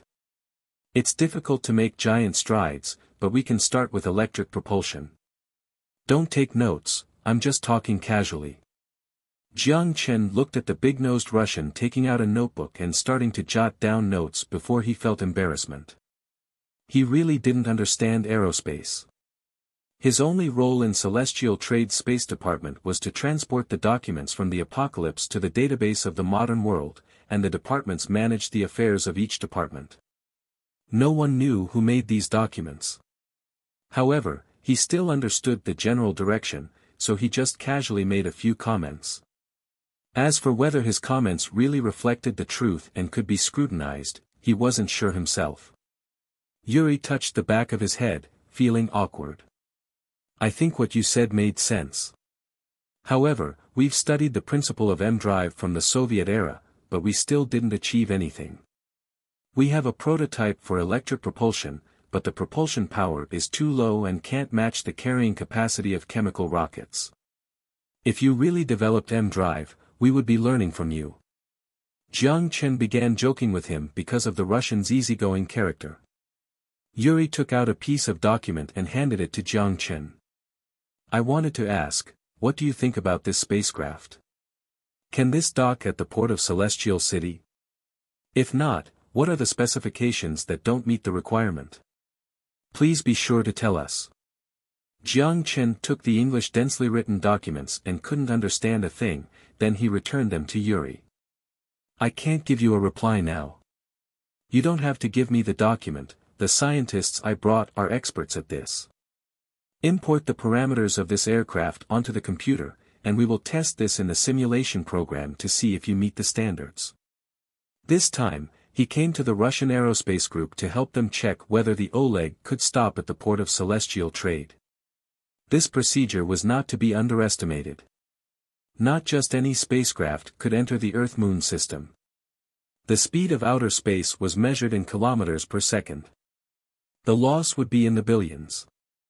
This matter must be taken seriously even for the safety of Celestial City. However, this had nothing to do with Jiang Chen. He mainly came to show his presence. After all, it was a very special period. His real purpose of coming to Russia must be hidden. However, Yuri didn't think so. Jiang Chen's argument that the chemical rocket has no future won him over. Some might say that even Jiang Chen, as an outsider, saw the problem. Did Yuri as an expert not understand? This involved a problem with research schools. M-drives or propulsion engines. It was hard to say which one was wrong. Could concepts be wrong in research? Two research directions, one focusing on the present while one focused on the future. Adhering to the more efficient development of chemical fuel rockets, the RM-300 had doubled the thrust to the push value of Falcon 9 rockets. Going down this road, who could say which was better? Before the flintlock mechanism was invited, guns weren't superior to bows. Yuri also had his own ideas in mind. He copied Jiang Chen's statement not to make notes but to use his aura to persuade those who supported the RM-320, to convince his bosses who were more optimistic about propulsion engines. Although Jiang Chen claimed he didn't understand aerospace technology and that he only understood general directions, who would doubt his words? Many people regarded him as the founder of the second, great navigation age, of human beings, comparing him to people like Columbus. Not to mention the Russian aerospace group, which largely inherited the success of the old Soviet Union, but even the director of NASA would still take notes. This wasn't about academic authority but more about the truth determined from experience. If people had opinions, why didn't they build a space elevator first then bring them up? After copying several pages of notes, Yuri couldn't stop smiling. He saw Jiang Chen to the door joyously and watched him disappear at the end of the horizon. Even Natasha looked at Jiang Chen a few more times. She couldn't associate the word scientist with this man. However, he was able to make technical director Yuri take notes, which made her uncertain. What you said was true. I was **ting. I had nothing to do say. Jiang Chen smiled. But while my understanding of basic theory is limited, there aren't many people in the world who know the general direction better than me. As for why, there was no need to say. Natasha nodded. After a long silence, she suddenly said, "Can I discuss something with you?" "What's the matter?" "Let's talk." Jiang Chen looked at Natasha with some surprise. He thought she wouldn't talk with him today. He didn't expect her to not be angry so quickly and even adopt a negotiating tone which was so unlike her personality. After hesitating for a moment, Natasha said, "Can you go by yourself, to the cocktail party tonight?" 1. M-drive is purported to generate thrust by reflecting microwaves internally in the device, in violation of the law of conservation of momentum and other laws of physics. Source, Wikipedia. Can you go by yourself, to the cocktail party tonight? When Jiang Chen heard Natasha's words, he took a second to process before examining her from head to toe. Natasha was starting to feel uncomfortable as she rebutted, "Why are you looking at me like that? Can you just give me an answer? Hurry." As a security consultant for Jiang Chen, she had to follow where he went, including this private reception. "I used to think about it, the leader of a frontline intelligence team in her 20s, and a woman too." Jiang Chen touched his chin and looked with intrigue. "Do you think this is normal?" "You're sexist," Natasha protested. "Well, let's throw away the gender problem. You just graduated from university a couple of years ago, right? Don't mind me, I'm just saying. Back home, if an official is in their 20s, there are two situations, either they're the second generation of a politician or, is this related to you?" Natasha said. Normally, Natasha wouldn't be so passive, at least not in her language. She might have even teased Jiang Chen instead. Now, she was obviously troubled by something on her mind. "Of course it's not related to me. If you say you're already in your 40s, I'm sure I will believe it. Wait, let's keep it civil. No use of force." Jiang Chen didn't finish his words yet before a strong gust of wind was directed at him. He quickly put his arms up and grabbed Natasha's foot in midair. This chick was indeed fierce. Although they were in a limousine, it wasn't spacious at all, and she could still kick her leg. However, while fierce, Jiang Chen could handle a few moves from Batman with his strength and reflex, let alone Natasha. The movements in the limousine disturbed the bodyguard sitting in front. The bald man turned his head sideways slightly. Jiang Chen only saw his narrow triangular eye and the hand reaching into his pocket. His murderous vibe was like a monster. He had only seen this in Carmen's bodyguard before. Of course, it wasn't directed at Jiang Chen but Natasha who sat across for him. "Worry about your own business. Turn around, we're just having fun." Jiang Chen pushed away Natasha's foot and waved at the bald guy. This murderousness made Natasha turn pale, but it was useless to him. He fought the mother of death claws head-on before. Not to brag, but a creature on this earth without radiation exposure that could scare him hadn't been born yet. The bald-headed guy didn't speak. After hearing Jiang Chen's words, he nodded and took his hand out of his pocket, then continued to look straight ahead. The driver sitting next to him was even more spectacular. Like a robot, the speed of the car didn't change at all during the entire incident, as if nothing happened. "What's with you today?" Looking at the pale Natasha, Jiang Chen was worried. She didn't use force. Although it seemed fierce, she reduced her strength in the end. The pressure from behind slowly disappeared and Natasha breathed a sigh of relief. She sank into her seat, buried her face between her hands, and took a deep breath. "Sorry. I am a little emotional today." "Apologizing isn't necessary. I was trying to irritate you and I apologize too. If you aren't feeling well, you can go back and wait for me." Jiang Chen sighed and wasn't in the mood to guess her issues, so he comforted her. Jiang Chen certainly wouldn't have so much patience if it was someone else, but they had known each other for so long now. On the way, neither of them said anything. When Jiang Chen was bored, he focused on the person driving the car and the back of the bald guy sitting in the front. He felt that the two were indeed powerful and he wondered which system they belonged to. Intelligence Agency? Alpha Special Forces? While his mind was running wild, the limousine had already returned to the hotel.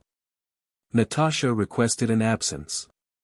She didn't even return to the hotel and disappeared right after getting out of the car. Jiang Chen wasn't too bothered, everyone had their own private affairs. If she needed his help, would certainly not be polite with him. If she didn't say anything, it only meant one thing. This wasn't something he could help with. In the afternoon, there was an investor meeting. It was jointly organized by the Russian Space Agency and two national space giants to attract investments. One way to describe this was making money together, while the other, uglier way to describe this was lowering the risk. After all, the Russian economy was now in a slump, and even the banks tightened their belts. Even these giants had to be treated with caution. Like what happened in the morning, Jiang Chen showed his face on the stage, gave a speech in front of a group of Russians interested in investing in outer space, discussed the broad prospects of outer space, then handed the rest to the organizer. If nothing else, the script should be like this. However, Jiang Chen apparently underestimated the enthusiasm of these investors and journalists. If it wasn't for the giant bodyguards helping him clear the way, he would have almost been drowned by the crowd. I'm just making a suggestion. You should decrease your attendance to events with a high amount of people. This puts a lot of pressure on our security work, and it's also a risk to your safety. After leaving the venue, the silent bald guy who had been silent this entire trip finally spoke, and his Russian English sounded a bit low and hoarse. Jiang Chen finally understood why he rarely spoke. With this voice, no matter how politely worded, the tone would sound bloody. I will be careful in the future. Jiang Chen nodded, then curiously added, just wondering, which system are you in? I don't know if this problem is presumptuous. I'm very curious, are you from the fabled Alpha? At that moment, Jiang Chen finally saw a hint of a smile, but it wasn't better than not smiling.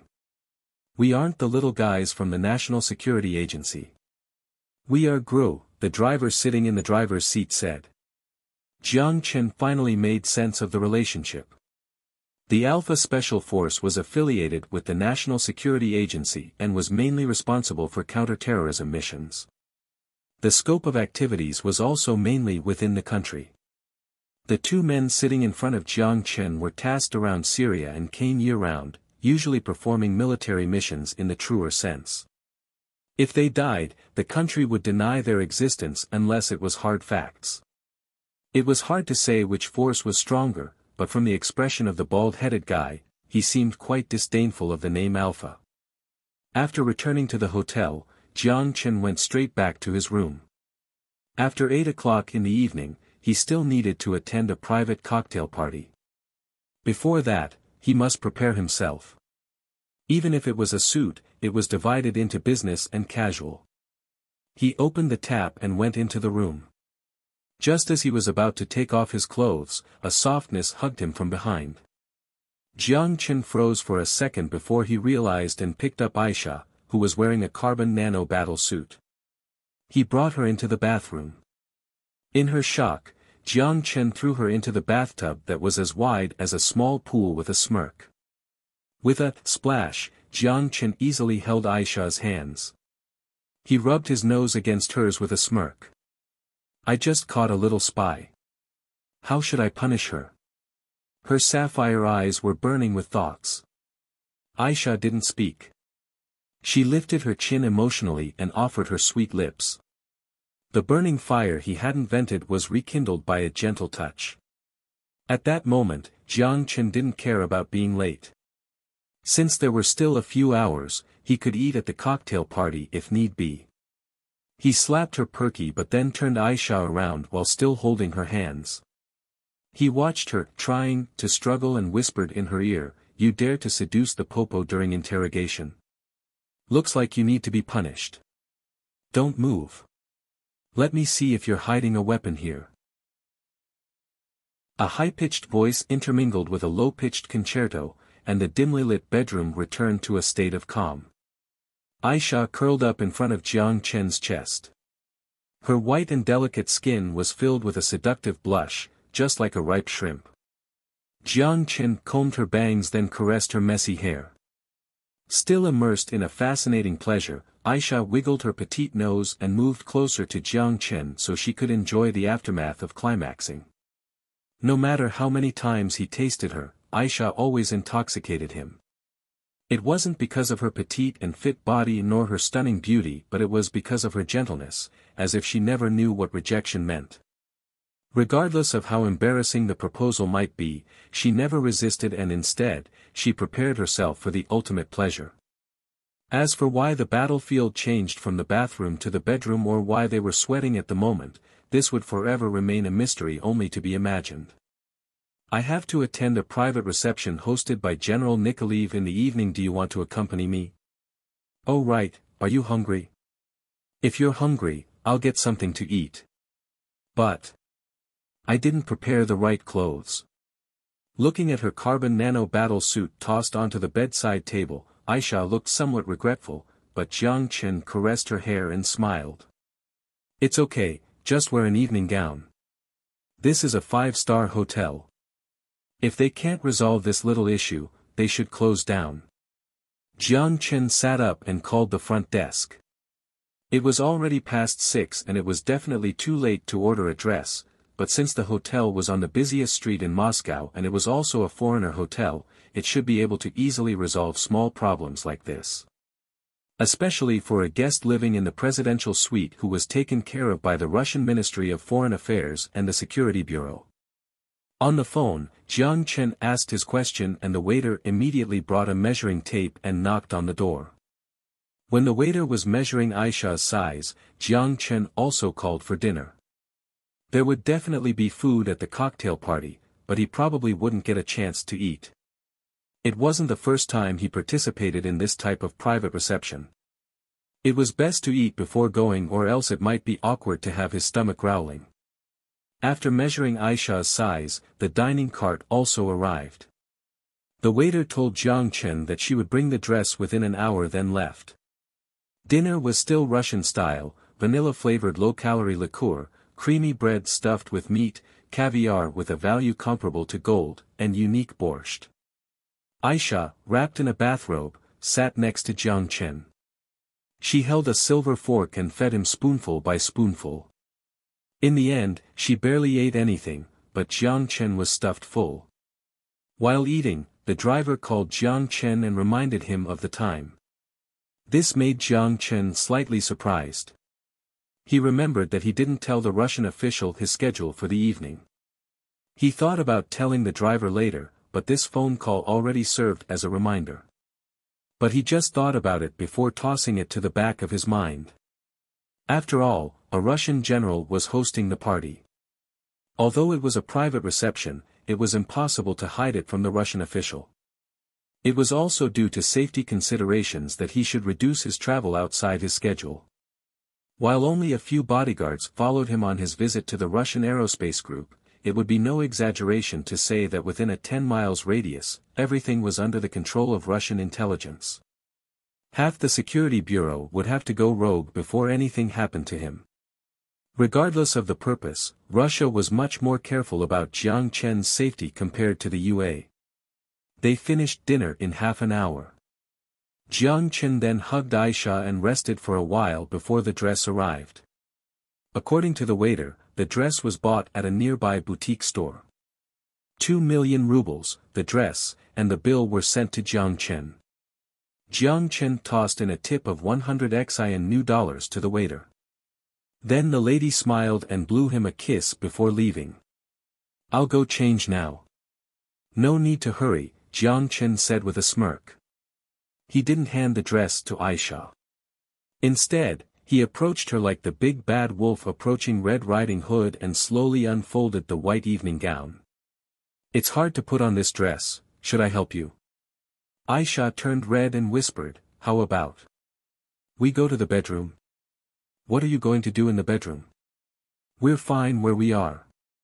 Jiang Chen sat down on the sofa and patted his thigh. He generously offered, come on, sit on my lap. Aisha's cheeks were almost bleeding. Knowing that resistance would be futile, she simply closed her eyes and let go of her towel. A cool breeze blew, and the white bath towel slipped down. 2 smooth legs stepped out of the towel and sat on Jiang Chen's lap. After messing around for a while, her body was finally wearing the dress. She ran to the mirror and turned around a few times. Looking at herself in the mirror, her face was glowing. Jiang Chen also nodded with satisfaction. It was just a change of clothes, but her vibe completely changed. The black cotton evening gown, although conservatively covering most of her skin, still perfectly outlined the curves of her figure. It outlined everything that should be outlined. It was petite, not exaggerated, low-key and elegant. Judging from her smile, she was quite satisfied with this dress. Just from the waiter's choice, Jiang Chen felt that the tip he left seemed to be too low. Maybe he should make it up to her next time. Aisha didn't leave Jiang Chen cold. After examining herself in front of the mirror, she turned and dove into Jiang Chen's arms. Her beautiful eyes blinked at him full of affection as she said with excitement, "Do I look good?" Feeling the warmth in his arms, Jiang Chen felt his little brother raising his head again. Feeling the hardness against her lower abdomen, Aisha, who finally calmed down, blushed again. Of course, there was still a reception, and even if Jiang Chen wanted to do something, there was no time. Jiang Chen kissed her on her lips and slapped her perky butt. "You look great.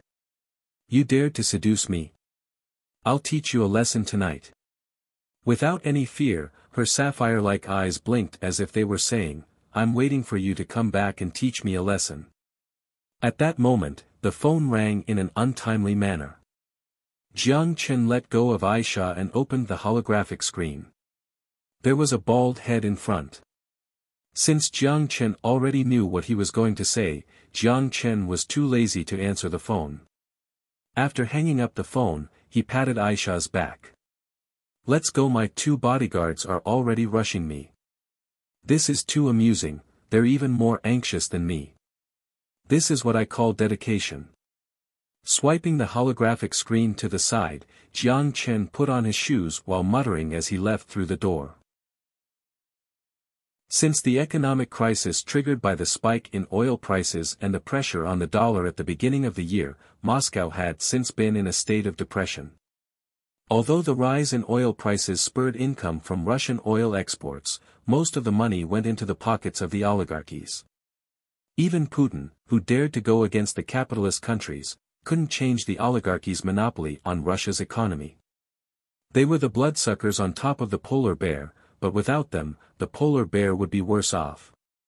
Driving out from the busiest city center, the air on the street seemed to cool down.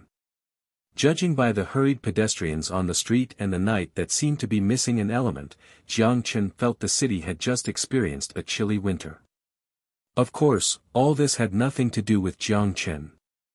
What's more, in fact, he was also an oligarch of Xian, and what he was doing was even more unacceptable. The only difference was that he earned tuition from foreigners, not the hard-earned money of ordinary people. Natasha didn't show up, and Aisha sat across from Jiang Chen. Regarding the woman who suddenly appeared next to Jiang Chen, the bald head only glanced at her before focusing on the front. His instincts told him that the woman just 160 centimeters tall was much stronger compared to the KGB girl in the morning. In stark contrast to the depression in the Russian city, the villa in the suburbs was filled with luxury cars. Ladies took the arms of their male partners and showed their invitations to enter the main entrance of the villa. The driver parked the car. This seat was reserved for him. The waiter at the exit of the parking lot came up, and after taking the invitation from Jiang Chen, he ran back. After a short while, an old man with a long beard crossed the courtyard door of the villa and greeted Jiang Chen. Almost without asking, just by looking at the huge beard, Jiang Chen guessed his identity. Commander of the 58th Army Group of Russia, General Nikolaev. Melodious and magnificent symphonies played on the lawn, serving as the backdrop for those who were dancing with the music. Bars were located in every corner of the lawn to provide a resting place for the people tired from dancing. In this country, only alcohol didn't have class, even a general with a star on his shoulder was also a loyal fan of vodka. While Nikolaev was an alcoholic, his ability to command was certainly among the top. Among the 22 existing army groups, the 58th Army Group was the largest and most powerful army group. The Second Chechen War might have nothing to do with him, but in the Georgian War, referred to as the 5-Day War, in 2008, he was the trump card that served as the main force. "Welcome, friends from afar." The bearded old man laughed loudly, patted Jiang Chen's back, and invited him through the door. He then took 2 bottles of alcohol from the waiter. "In this prairie, this is my kingdom. There's a rule in my kingdom: anyone who comes as a guest must drink a shot. Vodka or mineral water, which one do you choose?" Seeing the Asian who was invited by Nikolaev personally, the young people next to them also turned rowdy. The lights were very dark and it was difficult to distinguish their faces, but it didn't matter, no identities mattered here. Even if the president chose a bottle of mineral water, they would still be booed to the point of shame. Looking at Nikolaev's harm-free but challenging eyes, Jiang Chen smiled and took the bottle of vodka. He pushed away the cup that the waiter handed to him and began to chug directly from the bottle. Nikolaev's eyes almost popped out as he didn't expect Jiang Chen to do that. The young people who were acting rowdy also became silent as they didn't expect this Asian to be able to drink like this. It wasn't beer but 70% vodka. Pure enough to be used as medical alcohol. After the first swig, Jiang Chen was also sensing the heat of the alcohol, but since he already decided to show off, he couldn't back down. Except for the first and last swig in which he actually drank it, the rest of alcohol was all wasted and entered the storage dimension. He tossed the empty bottle to Nikolaev, burped, and wiggled his eyebrows at Nikolaev. Nikolaev's beard was shaking before he shook his head and finally spoke. "You can drink more than I can. I admit defeat." Nikolaev was quite straightforward. He picked up the mineral water and chugged it down. After finishing the bottle, he tossed the bottle out. Then he patted Jiang Chen's back while laughing, not caring that he just lost face. The silent young people finally reacted and instantly erupted into cheers and whistles. Not many people could outdrink Nikolaev, the old alcoholic. For the young people who loved action, just watching this scene made this cocktail party worthwhile. There were also several Russian girls attracted by the noise. After learning about Jiang Chen's fascinating alcohol drinking abilities, they looked at him differently. Everyone wanted her man to be a hero. In the eyes of these girls who loved to party, the man who could make Nikolaev drink mineral water was worthy of the name hero. While Jiang Chen had a female companion, the enthusiastic and outgoing Russian girls didn't seem to be bothered. When Jiang Chen followed Nikolaev to receive warm greetings from the crowd, Aisha, who was behind him, also caught the attention of many people. For those young people accustomed to big chests, this exotic face and petite body was particularly attractive. Sitting next to the bar, a person with a hooked nose was biting his glass. He didn't even drink a few gulps before his eyes became intoxicated. The slightly more mature man next to him wasn't drunk as he punched his friend on the shoulder and laughed. "I advise you not to think about it. Take a look at the man beside her." "Who? The president of a country or the prime minister of a country? Even God cannot obstruct sincere love." "Fyodor, I think I'm in love. If I don't try, I think I will go crazy." The young Russian took a sip of whiskey. "Get out. How many times have I heard the same sentence?" Fyodor laughed and cursed. "Don't blame me for not warning you. Women from the Middle East aren't normal. Maybe they look romantic in your opinion. In her eyes, it's despicable and an insult to her. And rumors say that she's the chief instructor of the ghost agents. Have you heard of the ghost agents? They're like ghosts. You're just a captain, even you added one more bar here, *k grass, don't say it. I'll pass." Hearing the name of the ghost agents, the officer shrank and looked around. He met the mocking gaze of his comrade and cursed, *k. "If I see your smug smile again, I will put your head into the keg." Just after the two officers were bickering with each other, Jiang Chen followed General Nikolaev and walked toward the villa. Inside the villa was a seating area, mainly for those tired from dancing to relax and drink. At the same time, for those young men and women who developed close relationships, the adjacent hall also provided rooms for the exchange of feelings. It was rare to see people entering the seating area right after the start of the party, but no one was concerned about the unusual behavior of the Lord and his guest. For them, the carnival tonight had just begun. Accompanied by the lights in the city center, the suburbs of Moscow had already fallen asleep. The night had already cast its shadow on the country road, and only sporadic street lights decorated the lonely night sky. A Renault SUV passed by, raising dust that had been settled for a long time. A birch tree gently swayed and the leaves rustled. The branches bloomed with the buds belonging to April. Among the flowers that symbolized life, there was a cross of an Orthodox church, and below the cross was an inconspicuous tombstone. The Preobrazhensky Cemetery. This path has a poetic name, Hero's Trail. A bunch of white lilies was placed in front of the tombstone. An index finger gently touched the engraving on the tombstone and removed the dust that hid the hero's name. A line of words described her life on the tombstone. However, unlike most heroes buried there, there was no record of merits on the tombstone.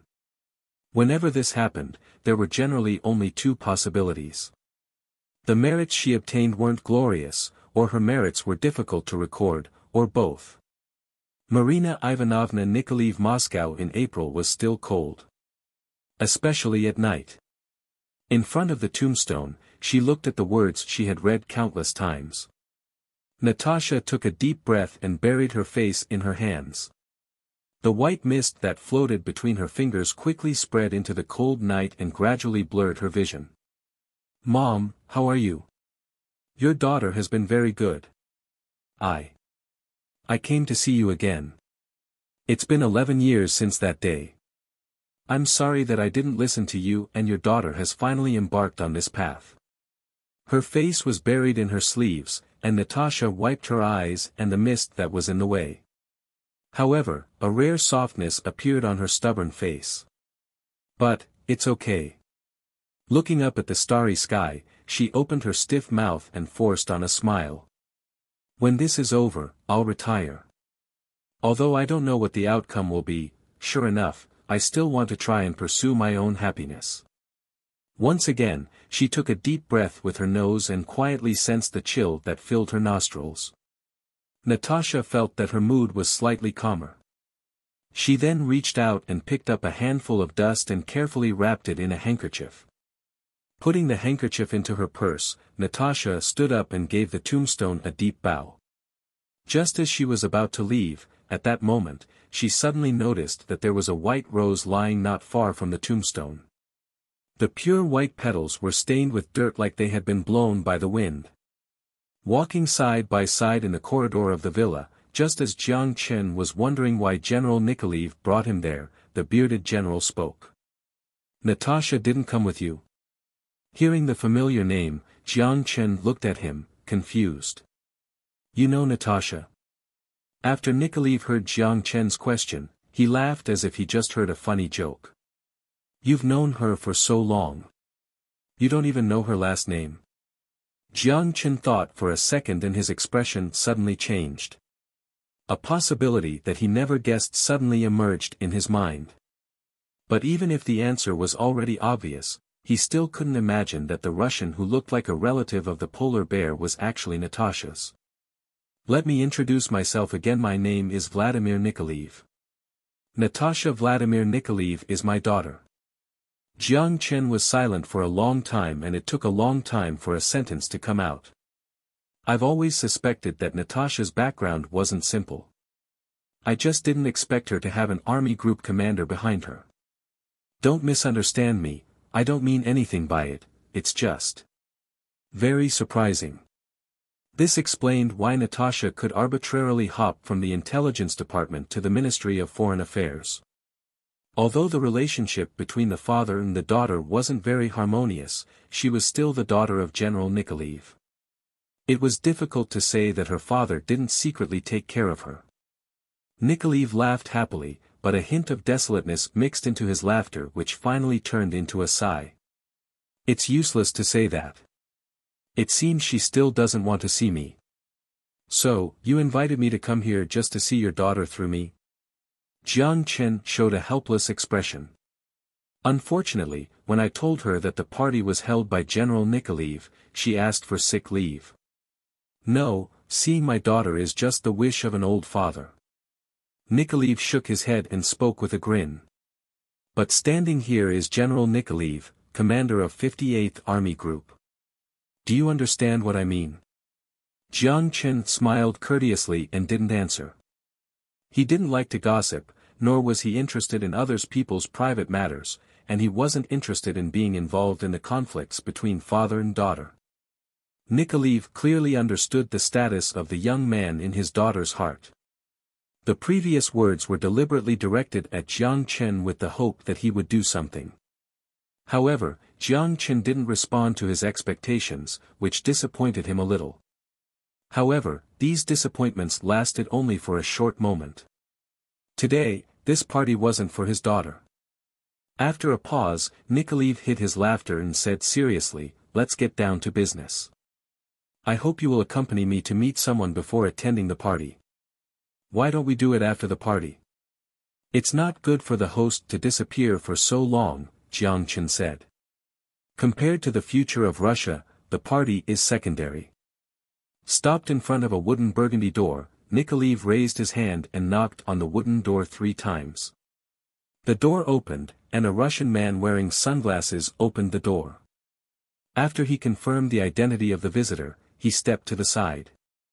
General Nikolaev stepped forward and gestured at him to come in. "Please."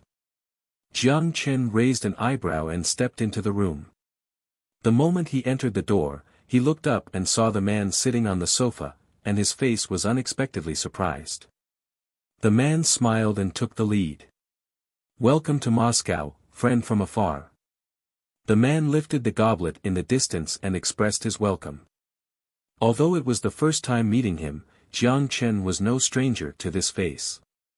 The Russian President, Putin. When Jiang Chen went in, he noticed that at least 10 pairs of eyes were focused on him. But he didn't care and continued as if nothing had happened. "Surprised?" Putin raised an eyebrow and gestured at him to sit with his empty hand. "Indeed." Jiang Chen shrugged and sat down across from him. Jiang Chen nodded to a waiter who handed some champagne to him, then he looked at the leader of the fighters' nation. "I heard the Minister of Foreign Affairs say that you were in the Crimean Peninsula inspecting the front lines and wouldn't return to Moscow for 3 days. Both of them spoke good English and didn't need to communicate through translation. Gently toasting with Jiang Chen, Putin drank the champagne in the cup and handed the goblet to the waiter. "If you want to fool your enemies, you must first fool yourself. Do you still need to be careful in Moscow?" Jiang Chen returned the goblet to the waiter as he joked. "There's no harm being careful. Russia's territory is vast, it's difficult to guarantee that no one will slip in." Putin's fingers crossed on his knees, his body leaned forward slightly, and his blue pupils looked straight at Jiang Chen. "So, time is tight. To not miss the party, let's get straight to the topic." Putin eyed Nikolaev, who was standing behind Jiang Chen. General Nikolaev immediately saluted, took a map from a bodyguard, and laid the map on the coffee table. It was a topographic map covering the cities of Donetsk and Dnipropetrovsk, with contour lines depicting basins and mountains. In the middle of the 2 cities, there were also villages and towns. 3 jagged black lines were drawn in the middle of the map. 3 or 4 arrows pierced the hinterland of the Republic of Donetsk from the northwest like a sharp knife and divided the armed forces of Donetsk and Lugansk. The map looked familiar to Jiang Chen. It wasn't just European countries that were concerned about the civil war in Kane. However, the information disclosed on this map was slightly different from what Jiang Chen learned. Although he heard that the civilian armed forces were on the losing side in the end, he didn't expect them to be in such terrible shape. The armed forces that had already been pushed to the Dnieper River were now forced back to their starting point. Nikolaev's next few words confirmed Jiang Chen's speculations. "Since last month, an illegal private armed force has entered Kane from Poland, and the situation has changed sharply. They claimed to be mercenaries and were employed by the president of Kane.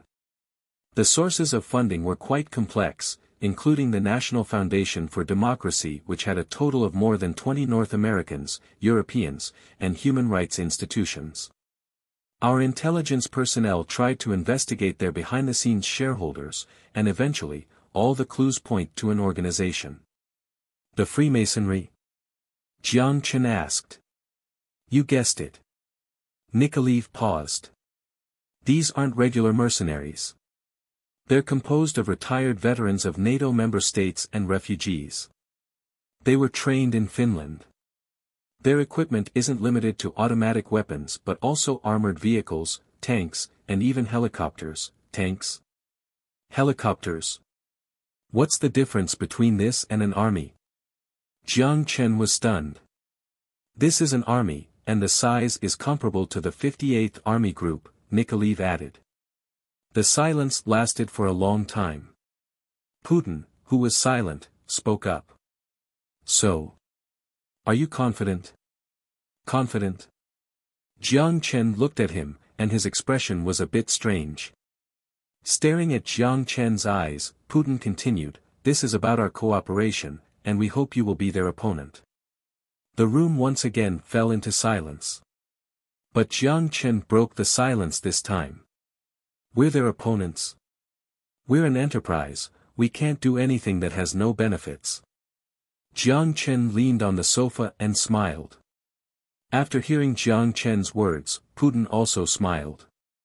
Although there was no immediate answer, since he didn't directly reject it, it showed there was still room for discussion. "Please rest assured. You're an enterprise, and we don't expect you will provide assistance free of charge. All the mercenary supplies will be converted into rubles and we will bear the burden. In addition, we will pay 100 billion rubles in fees in 2 settings. 100 billion rubles, equivalent to 1.7 billion NWXIN dollars. For Russia, which had a tight budget, it wasn't a small number. However, 1.7 billion new XIN dollars didn't meet Jiang Chen's appetite. He was more interested in something. 100 billion rubles, a military base. Putin and Nikolaev frowned at the same time upon hearing the demand.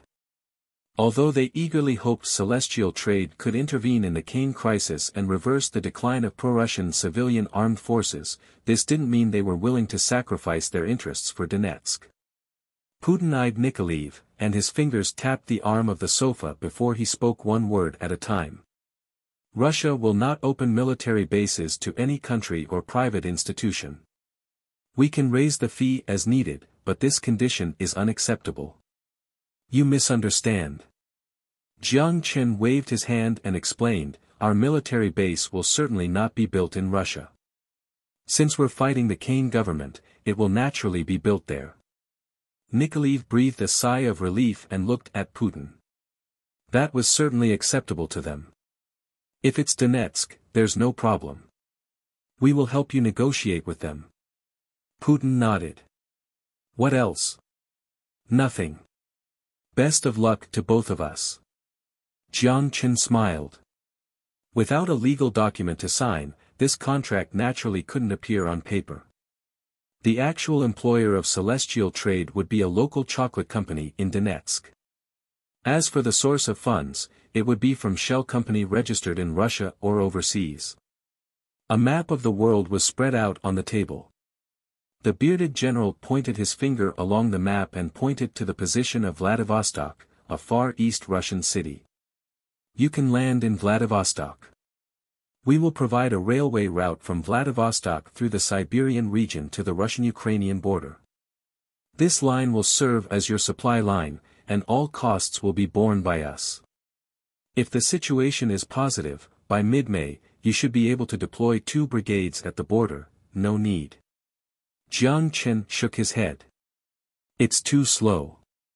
"No need?" Nikolaev repeated. Putin's eyebrows rose slightly and displayed a look of intrigue. "We go directly from here." Jiang Chen's finger tapped on the corner of the western Pacific Ocean, where the equator line crossed. Following Jiang Chen's finger, Nikolaev's pupils suddenly shrank. There were no markers there, but he was no stranger to the latitude and longitude of the position. That was a space elevator, the man-made miracle of celestial trade. In mid-April, the Kane Civil War was in its peak, and mercenaries continued to cross the Polish border and entered the Kane region to support the pro-Western Poroshenko government. In this war, Aero Company entered the international community for the first time. Its combat power was comparable to that of regular army, and it was a mercenary organization that owned tanks, artillery, and helicopter gunships. On the battlefield, they ignored any international law and killed their enemies with the cruelest means. However, in this regard, the UA, Europe, and other countries were only symbolically condemned, and no one would use international law to prosecute private companies that had an unknown registration location. This double standard worked perfectly, just like what happened in Iraq, with the private military company taking most of the blame. There was a rumor that celestial ring trade would be involved in this war. However, except for a train full of supplies being pulled to the Russian-Kane border, there was no news about celestial trade. At first, the Kane government also strongly condemned the action, but intelligence soon revealed that celestial trade did not make any other moves in the region and the tension was slightly diffused. As a pawn of the Freemasonry, Wiley society was exhausting all its resources to collect intelligence in Russia and keep tracking of celestial trade. They were not so naive to think that Jiang Chen was just joking with them. Their master, Carmen, knew better than anyone else what Jiang Chen was capable of. In late April, after the official signing of the contract with the Donetsk chocolate field, celestial trade completed war planning and all forces were deployed within 3 days. In a ring-shaped city 36,000 kilometers away, a black transport ship left the port. At first glance, this spaceship resembled the Russian-designed SS Oleg. It was the same rectangular structure with defined corners as well as 4 engines. However, a closer examination revealed that celestial trade's ship was much larger, and the 4 engines at the tail used principle of electric propulsion rather than chemical power. After the transport ship left the port, it changed directions, reduced its speed, and followed the synchronous orbit. After the ship entered 30° east longitude, it would then accelerate and return to the synchronous orbit. In this 30° east longitude airspace, there was a total of 10 transport ships hovering. These transport ships were pulled by mechanical arms and arranged side by side, just like a bamboo pole spread out on the orbit. Leaning against the window of the transport ship, Zhang Feng, in a kinetic skeleton, squinted at the view from the window. Looking down, Europe was brightly lit, but their destination had nothing to do with the center of the bustling world. They were aiming for the darkest corner of the continent, Kane, only decorated by the spare artillery explosions. It's exciting to jump from a height of more than 30,000 kilometers, isn't it? Don't get me wrong, I'm not afraid.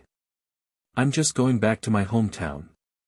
One of the Slavic soldiers joked. Zhang Feng looked at him but didn't say anything. They were from all over the world, and the only thing they had in common was their veteran experience as soldiers. At this time, a black shadow near the window slowly approached. Zhang Feng glanced down and happened to see the red signal light on the watch embedded in the kinetic skeleton's arm. Time was up. The last bus is coming. I wish you good luck. Zhang Feng patted the arm of the Slavic soldier, lifted the rifle on the side, buckled the helmet, moved his stiff neck, then moved to the cargo. Counting the ship that was approaching, these 11 transport ships were the entire fleet of celestial trade. In order to carry out this large-scale airborne mission, Ivan even borrowed the space shuttle that sailed between Celestial City and the Moon. When the last transport ship entered the queue, the entire fleet of transport ships moved together, like a chemical reaction taking place. The bottom door slowly opened and the cargo compartment tilted downward slightly. The iron boxes dropped down like from the hatch like dumplings being dumped into the boiling pot.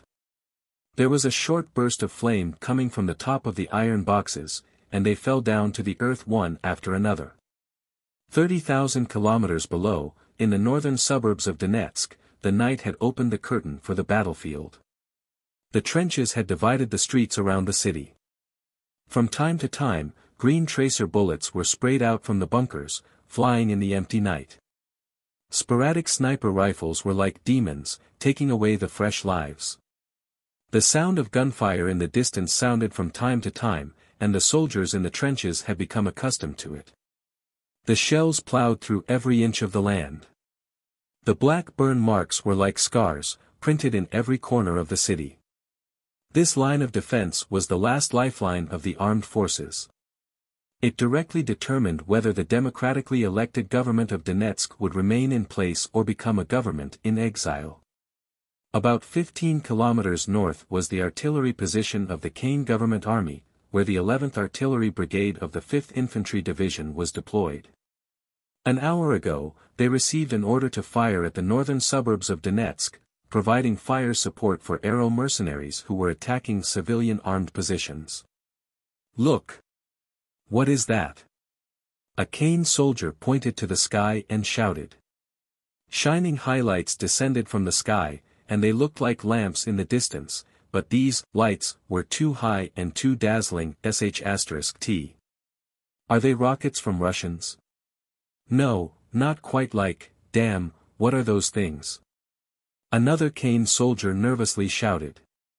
The bright spots didn't give them too much time to prepare. Along with the roar in their ears, the burning iron boxes broke through the sound barrier, tearing apart the curtain of the night, and directly landing on the artillery position of the Kane government. Self-propelled artillery was directly hit by the airdrop cabin and turned into scrap metal, with the giant turret directly flattened.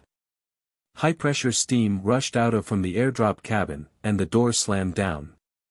4 soldiers in kinetic skeletons stepped out from 4 different directions and rushed to the nearest cover. The airdrop cabins fell one after another, and the Kane government force were divided. The hologram helmet marked the identity of the friendly force. The night vision made the dark battlefield clear as daylight. Among the chaos, there were only explosions that covered the screaming and mourning. The gunfire from the north came to an abrupt end, and the civilian armed forces once again regained the lost grounds. After some casualties, Aero mercenaries were forced to retreat. At the same time, there was an angry roar from the command room dozens of kilometers away. With his eyes completed red, the officer was screaming into the face of the soldier that delivered the news while holding on to his collar. The 11th Artillery Brigade is completely wiped. By Russian airborne troops. How can there be airborne troops if there are no planes? No, I don't know. The muscles of the soldier was tensed up, he was almost to burst into tears. At that moment, the man who had been standing next to him without speaking suddenly spoke.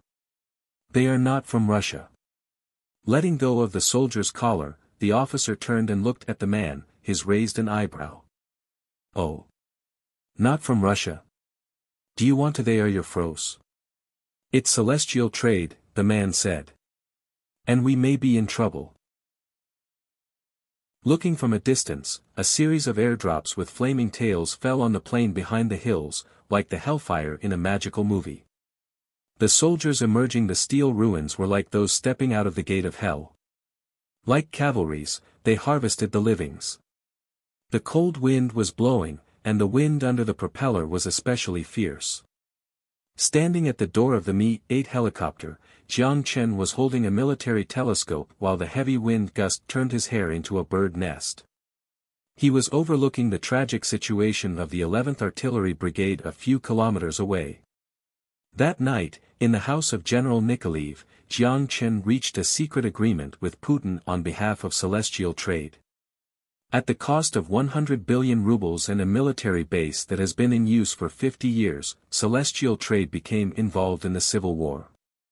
From that day on, he was accompanied by Natasha to the Russian-Uzbek border and lived at the military base on the border. First, he met with the interim government of the Republic of Donetsk, and with his nominal employer, the chocolate tycoon. He had a relaxing week. Almost every day, he would take a SVD and hop in a helicopter to hunt in the nearby mountains. As a security consultant for Jiang Chen, Natasha naturally had to follow him everywhere. Just when she suspected that he was traveling, Jiang Chen suddenly made a rather excessive request. I don't want to go hunting in the mountains this time. I want to go to the border to distract myself. Due to such close proximity to the battlefield, Natasha naturally opposed. The operation plan of celestial trade was known only to 2 Russians, and she was obviously one of them. Although her task was to fully cooperate with Jiang Chen, in her opinion, it did not include accompanying him. However, Jiang Chen was the kind of person who only listened to himself. He had authority granted by the Russian president himself. He did not need Natasha's consent and directly contacted the military base. The person in charge of the military base received his request and quickly approved it. Then a helicopter and 2 pilots were seated on the tarmac, accompanied by 4 Alpha Special Forces. In desperation, Natasha had to follow Jiang Chen as he boarded the Mi-8 helicopter. At the risk of being taken down at the border, the Mi-8 escaped from the radar at the edge of the forest and the mountain, reaching its current position. Of course, the helicopter could only reach this point. The pilot said that he would not go any further. This artillery brigade was often equipped with anti-aircraft guns and radar vehicles. Experience has taught him that they were quite close to the radar's scanning radius. If they advanced further, even a blind man would notice a helicopter at this distance. Jiang Chen could only use his telescope to make up for the remaining distance, and could not see the first battle of Celestial Trade's orbital airborne troops at close range. However, the Russian pilot clearly did not expect the 11th Artillery Brigade to fall so quick. The brigade did not even have a chance to lock on the helicopter with its radar. It only took 10 minutes before the entire brigade was wiped by this unexpected attack. The bullets flew in the air, and explosions appeared one after another. The soldiers fired back with their AKs, but their efforts were futile to reverse this battle. One after another, they died under the guns of the orbital airborne soldiers. The only 2 armored vehicles were penetrated by RPGs. The trucks carrying the rockets were blown into iron slag by sticky bombs. The ammunition racks piled up on the ground exploded, one after another, with countless blossoming orange-red mushrooms appearing on the vast plain. The outcome of the 11th Artillery Brigade was evident, and there was nothing more to look at. Jiang Chen hopped into the helicopter again, handed the telescope to Natasha, who was spacing out, and jokingly asked, "Isn't that spectacular?" She caught the telescope thrown by Jiang Chen and woke up from her blanked state. Then she raised the telescope to examine the battlefield in the distance. She had never seen such a strange war. The battle there was basically over, with only sporadic resistances. Before the establishment of the military base, Celestial Trade did not have the conditions to accommodate prisoners, nor did it intend to accept surrenderers. As for the Geneva Conventions, the rules could only restrain a regular army, and there was no point for a group of hired mercenaries. Those are, airborne soldiers. Yes. While answering Natasha's question in an understatement, Jiang Chen reached out and patted the pilot's back. "Today's flight is over, you can return. Go quickly, as the enemy plane will be here soon." Even without Jiang Chen's reminder, the pilot was fully aware. With what just happened, the entire region was about to erupt. The door was pulled up and the helicopter began to turn around and return. Natasha lowered the telescope. Her sight finally came back inside the cabin. Where did they come from? Crimea military base? Or, no? Jiang Chen shook his head and raised his eyebrows proudly. Then he raised his hand and pointed. They belong to the Celestial Trade Air Defense Force, Orbital Airborne Brigade. Jiang Chen could not see the expression hidden behind the Alpha Special Forces green and black camouflage ink, but it was not difficult to guess the shock in their minds at this moment. Natasha took a second to process the information before she immediately whispered anxiously. "Stupid. Don't just say this kind of thing, it doesn't matter. The whole world will know about it by tomorrow." Jiang Chen looked at his watch. "In about 5 hours, we will have a second round of airdrops. As a result, we will have 2 brigades in this region. Although we lack in numbers compared to Arrow, we will be fine. We never win by numbers anyway." In addition, he did not expect to be able to finish the war in such a short period of time. There was a substantial gap between the government forces here and Country F, which determined that this war was unlikely to replicate the great victory of the City M's Landing War. This gap was not only reflected in weapons and equipment, but in tactical thinking, organization, and politics and many other factors. On the other hand, the supply line of celestial trade would be extended. Although Russians promised to help with transportation, some sensitive weapons would not be handed over to them. They could only transport them by air to the military base on the front line, or directly ship them from outer space to the military base. If Aero mercenaries continued to replenish the forces at the front line, this war was bound to become a tug-of-war. But the only thing that Jiang Chen did not worry about was the ending of the war. Natasha gasped as she listened to Jiang Chen's speech, then she repeated his words with an unbelievable tone. 2 brigades. That is, yes, Jiang Chen smiled. You are very surprised by the fact that I just dropped an entire brigade. I shouldn't have been surprised. I should have known that a madman was sitting across from me. Natasha rolled her eyes. Jiang Chen grinned. Recently, he noticed that she was not in the best mood after she dodged the cocktail party that night. The main reason why he dragged her along tonight was to distract her. In the next hour of flight, the two didn't say a word. Jiang Chen leaned in his seat and closed his eyes, and Natasha was digesting all the shock she felt that night. Because she was too astonished, she even began to worry about the report she must draft. The direct airdrop from outer space and the deployment of an entire airborne brigade anywhere in the world within a few hours. If this tactic could become universal, it would undoubtedly revolutionize the pattern of future wars. Whether voluntarily or not, for all those involved in this whirlpool, tonight was destined to be a sleepless night. The battle on the plains had ended. The orbital airborne troops who cleared the battlefield reassembled. Before the enemy Ukrainian armored forces arrived, they disappeared into the northern forest. As expected, 2 MiG-29 fighters whizzed through the air. The 1st Airborne Brigade of Celestial Trade did not pay any attention. They had already withdrawn to the edge of the forest. Once they entered the dense forest, no one could stop them. With such a large-scale airborne attack, the government forces thought that the 58th Army of Russia on the border finally attacked. What they didn't understand was how the Russians avoided their radar. It was an entire brigade.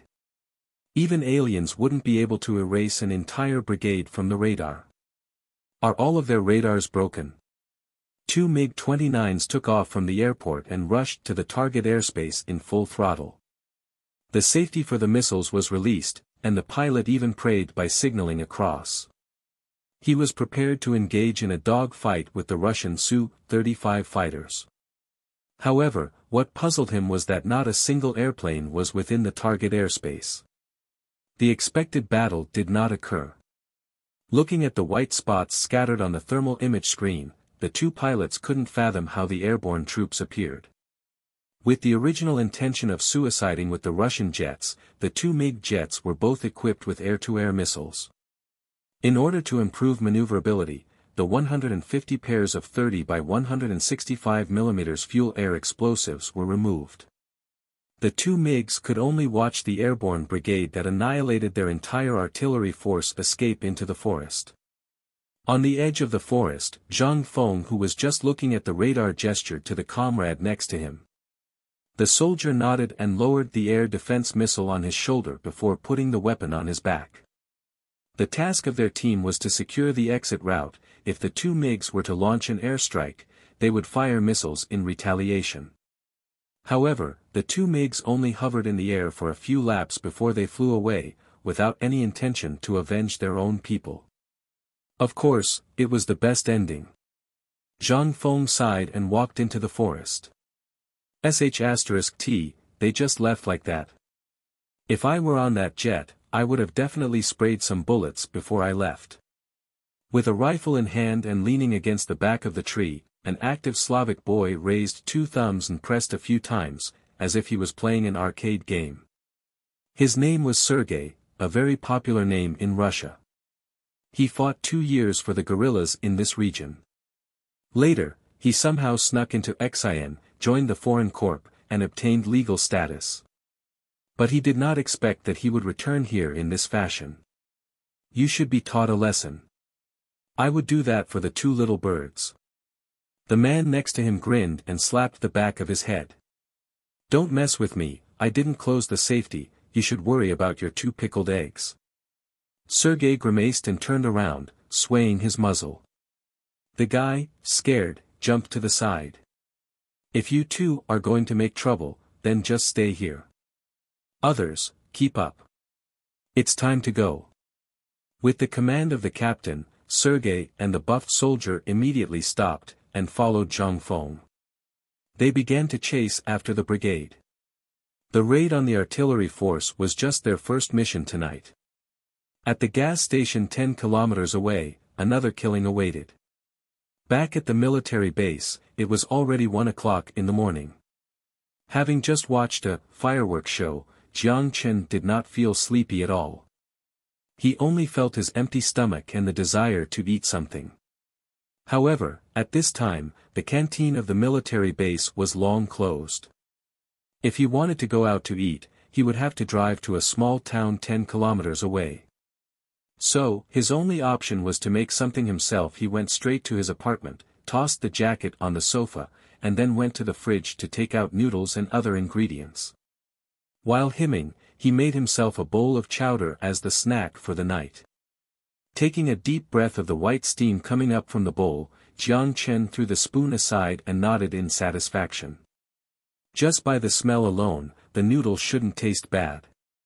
Just as he put the noodles on the table, picked up the chopsticks, and was ready to eat, he heard knocking at the door. Wait, I'm coming, he shouted and put the chopsticks aside. Then he went to open the door. He saw Natasha, in plaid pajamas, standing at the door.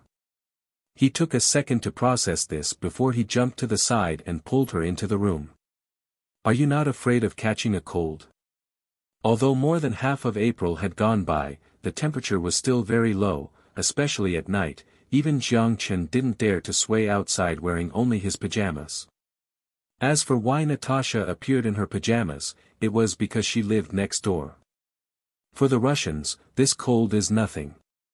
Natasha's lips curved up as she walked around Jiang Chen and scanned around. Suddenly, her eyes lit up when she saw the bowl of noodles on the table, and gulped subconsciously. Jiang Chen suddenly understood her intentions. She was here to steal his food. How did you know I had food here? With a sigh of defeat, Jiang Chen asked. You Asians make a lot of noise when you cook. As a former agent.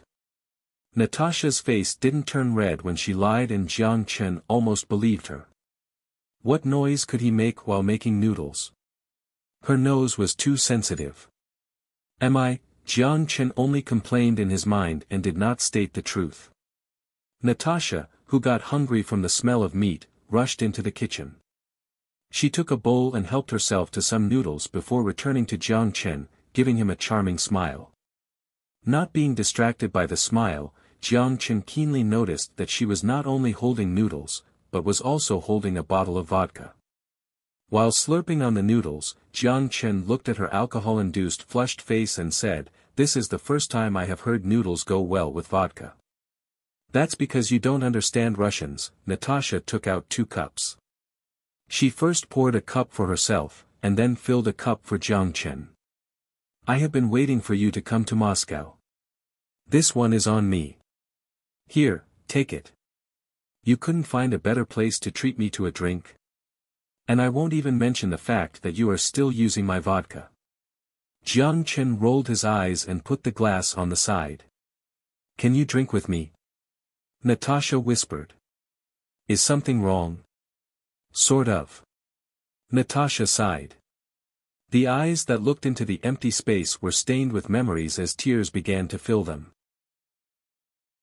So big. No, precisely, extremely big. It was the only feeling left on Jiang Chen's fingertips. A ray of sunshine passed through the window and sprinkled onto Jiang Chen's eyelashes. The muscles on the corners of his eyes contracted slightly, and the eyelids that were half closed opened. The sound of snoring stopped abruptly as Jiang Chen struggled to open his sore eyes. There were a few birds singing outside the window. From the sun that already rose above the treetops, it was probably after 10. He searched around him, but didn't manage to find any clothes. The only thing he found was a piece of cloth. Black. Jiang Chen discerned from his blurred sight that it seemed to be a underwear, the type that had lace. Out of reflex, he tossed it to the side and instantly woke up. What the foo asterisk K, how is this here? It's Aisha's. No, last night, shaking his dazed brain, Jiang Chen sat up from the bed, closed his eyes to meditate while desperately searching through his snippets of memory from last night. As he searched further, the fragments of his memory gradually gathered like a puzzle and everything gradually became clearer. It was Natasha. His lips moved slightly as he whispered to himself. He looked around but she was not seen on the bed or on the floor. Last night, Natasha knocked on his door, went to the kitchen for a bowl of noodles, and then took out a bottle of vodka from the fridge.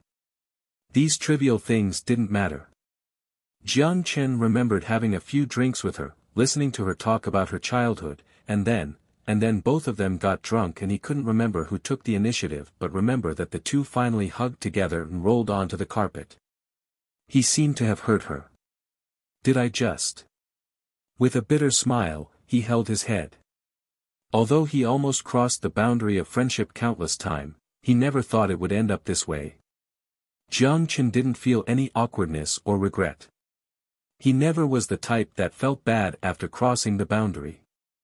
The only regret was the lack of memory from last night, and she disappeared after waking up. This is not good. How do I say hi to her when I see her, foo asterisk K. When he got out of bed, he almost slipped. After getting dressed, Jiang Chen went to the bathroom to wash up. Now at 10:30, there was still a little bit of time before lunch. So, he decided to eat something to fill his stomach. However, when he opened the fridge and his eyes swept across the shelf before suddenly stopping. 1, 2, 3, 4, 4. Jiang Chen rubbed his eyes. There were no mistakes. It was indeed 4 bottles. He clearly remembered that the 4 bottles of vodka were from the logistics personnel in the base. He asked them to purchase the bottles for him when they went to the nearby town. This kind of potato brewed vodka was too spicy for his throat, and Jiang Chen didn't like the taste of it. The reason why he put a few bottles in the fridge was mainly for Natasha, who often came to steal food from him. However, there wasn't a single bottle of vodka in the fridge, then the vodka from last night. Finally realizing what happened, Jiang Chen slammed the fridge door and rushed to the entrance. As expected, Natasha's shoes were not there. Jiang Chen did not even change before rushing to the corridor and turning to the front of Natasha's door. Natasha, he just knocked on the door once, and the door opened by itself. Jiang Chen stopped and then stepped in. There were 2 pairs of shoes missing, and the luggage next to the shoe cabinet was gone. The curtains in the living room were pulled shut and the light in the room was very dark. Jiang Chen searched in every room, even the washroom, but she was nowhere to be seen. He entered his bedroom again and opened his wardrobe. There was only 1 set of pajamas left in the closet. It was the one she wore last night, and the rest of her clothes were disappeared. Obviously, she already left. Did I say too much last night? You didn't even say goodbye. Jiang Chen with a bitter smile shook his head and sat on her bed. All kinds of clues pointed to one thing, that was, Natasha left without saying goodbye, and already planned it last night. She brought the vodka that contained a special ingredient, likely a benign drug that did not trigger his immune mechanism. The reason why she did this was probably to bid farewell to him. It was also what Jiang Chen was most afraid of. Where did she have to go that she must say goodbye to him in this fashion? It was not a farewell. The night's intimacy was to make up for some regret. Therefore, when she was leaving, she had already planned for the worst. Foo asterisk K. Jiang Chen punched the wall and even shook the closet. As early as in Moscow, he discovered that Natasha might have encountered trouble. He originally thought that it was only a small problem such as a conflict between father and daughter. When she needed help from him, she would naturally ask him for help. But he did not expect that the trouble she encountered was not a small problem, and she was so stubborn that she didn't even mention and just left. If she encountered some trouble, if she was willing to say it, he wouldn't turn a blind eye to her. But she chose the most difficult road of facing it alone. What was this girl's head made out of? Now, he didn't even know where she went. Taking a deep breath, Jiang Chen pressed his index finger on his temple and tried to recall every detail of last night, trying to uncover the truth hidden behind the thin mask. Just then, footsteps came from outside the room. Jiang Chen looked up and saw Aisha standing at the door, looking at himself with a confused look. "I didn't see you in your room and her door was open. What happened?" Seeing Jiang Chen didn't have the best look on his face, Aisha rushed to his side and sat down. Holding his hand, she asked with a concerned voice. Jiang Chen patted her hand gently, telling her not to worry. He then adjusted his expression, and said, "Aisha, did you see Natasha when you came?" Aisha shook her head and looked around the room. When she saw the open wardrobe, she suddenly understood something. The hand holding Jiang Chen's hand tightened and her sapphire eyes looked sternly at him. "When did she leave?" "Morning, maybe last night." "I am going to help you bring her back." Aisha stood up and was ready to leave. However, Jiang Chen did not let go of her hand and pulled her back. "What are you worried about?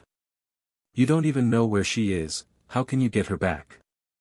But, let the ghost agents of Moscow keep an eye out for her.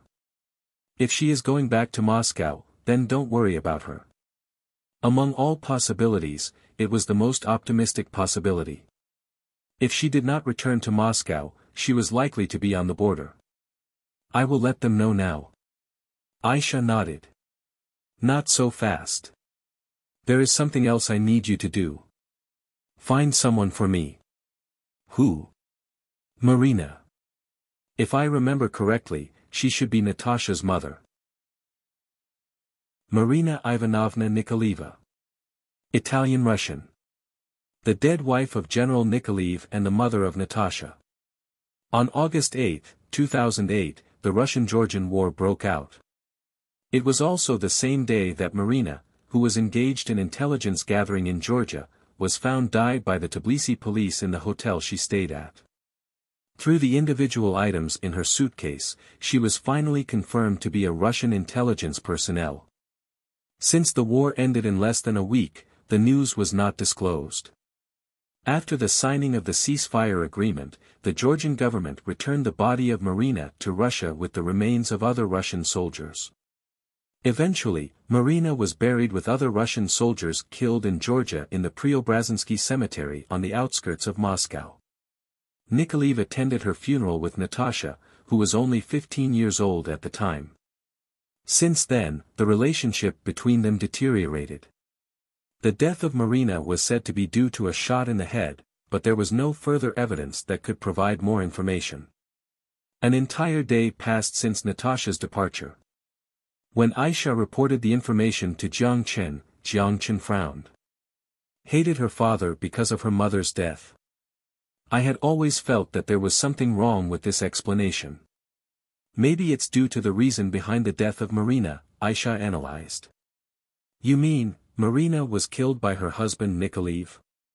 One is the commander of the 58th Army, and the other is the agent of the Russian security service. The work of the two are not in the same field. Did Nikolaev have a reason to do this?" Jiang Chen leaned back in his chair while rubbing his sore brows and said while easing a headache, "I'm the most curious about what the big bearded general thought when he found out he had a spy as a wife, especially a field agent." Aisha walked behind Jiang Chen and placed her hands on his shoulders to gently massage them for him, trying to ease his fatigue. "Maybe, it is not his intention to marry Marina." Jiang Chen's eyes lit up, but immediately turned dark and shook his head.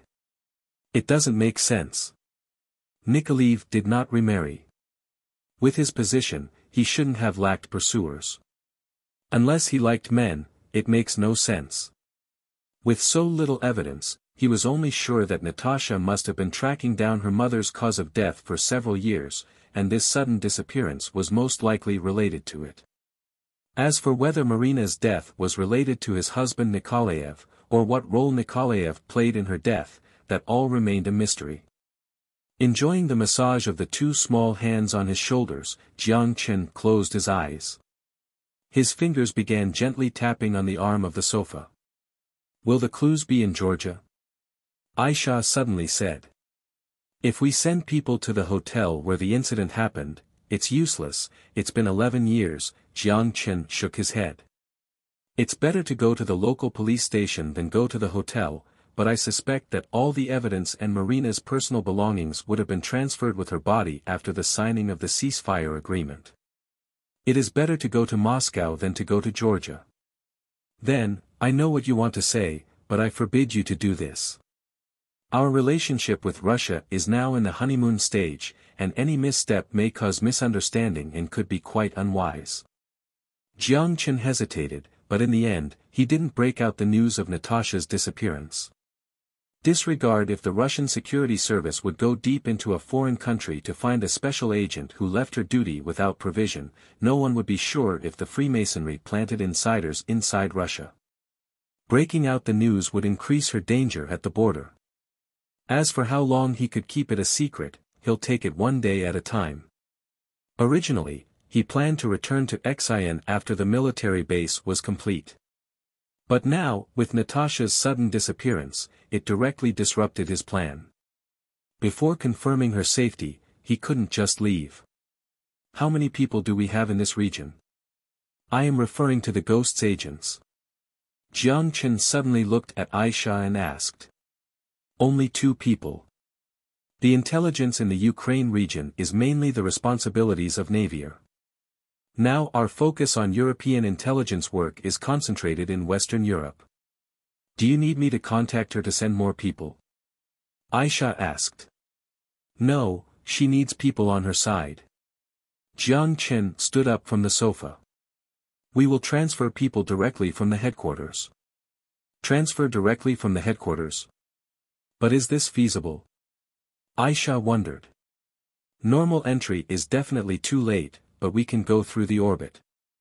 The village in the northwest of the city of Donetsk, were in shambles and ruins. There was not a single sign of life. As early as the beginning of the war, the residents here moved to the town in the north to take refuge. The government forces and civilian militants were both stationed here, and from the cracked wall, this place endured heavy artillery. Dressed in a brown windbreaker, Natasha's long blonde hair was tied into a ponytail. Natasha, dressed as an independent journalist, carried a travel bag and walked through the rubbles. She was being cautious of the shadows lurking in the darkness. She made a few turns in the ruins, and soon arrived at the designated location. It was still Skanov, the Ukrainian military officer that actually served Moscow. When he saw Natasha, Skanov grinned and greeted her. "Where is the stuff?" As soon as he said this, a package of documents was tossed at him. After catching the documents that Natasha had thrown, Skanov opened the package and took out the documents from inside. He took a few glances at the text, and he seemed surprised, but very quickly his expression returned to normal. "Is this the last piece of document?" After Skanov roughly scanned the document, he put the document in front of his chest and looked at Natasha. "Yes, the organization suggests that you withdraw to the rear. It is better you have a wound or something, better than dying on the battlefield. Even if the organization doesn't recommend it, I will still do it." Skanov smiled. "Have you heard about what happened the night before? In 5 hours, 2 airborne brigades were deployed here, and the entire Ukrainian radar system had no response. It was ESA that first discovered the little guys and reported them as meteor showers. Hey, speaking of which, pulling celestial trade into this mess was my idea. I don't know if they will give me a St. George's medal after I return home." "Right, where is my cigar?" When Natasha came, she would get a box of cigars from her father and give it to this old friend. "I left in a hurry and didn't go see him." After a pause, Natasha said, do you have any lead on the thing I asked you to investigate? If you didn't mention it, I would have forgotten. Skanov slapped his forehead and then looked at Natasha with a smile. I have two pieces of bad news. Which one do you want to listen to first? The steel belts of the tank roared in the wilderness. A T-84 main battle tank rolled over the plains, leaving a trail of dust behind it. This steel beast was modified from the former Soviet T-80UD main battle tank and was particularly fierce on the open plains. It acted as the main tank in the Ukrainian government armored force and was a nightmare for the militants. 8T-845, no identity. Confirmed the tank formation belongs to the Arrow. Attack is approved. Roger that. Across the hill 2 kilometers away, a group of soldiers wearing kinetic skeletons kneeled behind the tall grass. On the third day, the 1st Orbital Airborne Brigade Jiang Chen was competing with the Ukrainian 4th Armored Brigade and Arrow Mercenary for control of the northern town of Donetsk. Jiang Chen, who was at the front, held a telescope and locked his sight on the 8 tanks. When the tanks slammed into the marked positions, he gestured to Sergei behind him. The Slavic boy understood and tapped a few times on the holographic screen of the armed guard. At the same time, several drone hives were deployed from behind the bunker 2 kilometers away. Dozens of hummingbird drones came out from the hive. With the remote-controlled road signs, they were soaring towards the 8 tanks. They weren't equipped with machine guns but had viscoelastic bombs installed on them. The tank formation broke across the edge of the farmland and began to slow down and prepare to drive through the ditch. Entering the low-lying area, the visibility of several tanks was greatly reduced. A machine gunman opened the top of the tank and exposed half of his body. Both of his hands held onto the grip of the machine gun. The gun was used in case any danger appeared. At this time, dozens of drones that had already entered the blind spot of the tank suddenly leaped out from the grass and rushed toward the tank formation that was moving through the ditch. The machine gunman's pupils suddenly shrank. He shouted while pulling the trigger to open fire as he used his foot to kick the occupant below him. After a clip of bullets, only one drone was unfortunately hit. Most of the bullets pierced into the cabin behind the drones, breaking the piles of rotten wood into pieces. He said to reverse. Behind the hill 2 kilometers away, Sergei stared at the screen and bit his tongue in excitement. Do not talk nonsense, Jiang Chen impatiently ordered. Okay, Cap, they can't run away. Sergei Target set the attack target for the drone with a grimacing smile before pressing the last button. Seeing that the flies could not be hit, the machine gunner hurriedly hid into the tank. After the captain issued an order to withdraw by 1 kilometer, he immediately opened the electromagnetic shielding device hanging outside the tank, but it was too late. All the attack commands processed by the terminal were already cached on the chip built into the drone. The entire tank formation had just started to reverse when the first echelon of drones began to attack the tanks from above. The fist-sized viscoelastic bombs landed on the surface of the tank, and when all the viscoelastic were in place, they exploded. All the reaction armor hanging on the surface of the T-84 turned to scraps. After discovering the intent of these drones, several tanks suddenly panicked, and their engines roared. However, no matter how much they accelerated the engine, it was impossible to escape. The second echelon of drones already appeared over their heads, and the viscoelastic bombs directly stuck to the tank's surface. Goodbye. Sergei murmured. There was no deafening explosion. Only a short flash of fire. 8 tanks collectively stalled and slowly stopped after losing power. This amount of explosive alone, of course, couldn't blow up an entire tank. However, the caving effect formed inside the armor due to the explosion turned the members inside the tank into sieves. It was a strategy that Jiang Chen summarized when he served in the Celestial Trade Marine Corps. At that time, they dealt with the enemies in City M equipped with the M1A1 main battle tank with this technique and captured a tank. Not far away, a Ukrainian dressed as a farmer stepped out from the bushes and ran to the nearest tank. He took out a pistol from his pocket, climbed onto the tank, and carefully opened the top. After confirming that all members inside the tank were dead, he immediately stood on top of the turret and whistled in excitement to the comrades in the bushes. Soon, more than a dozen civilian militants dressed in camouflage moved closer to the tanks. They checked the inside of the tanks. A few courageous boys even jumped into the tanks and pulled out the fleshy bodies. "It's going to be fun tonight."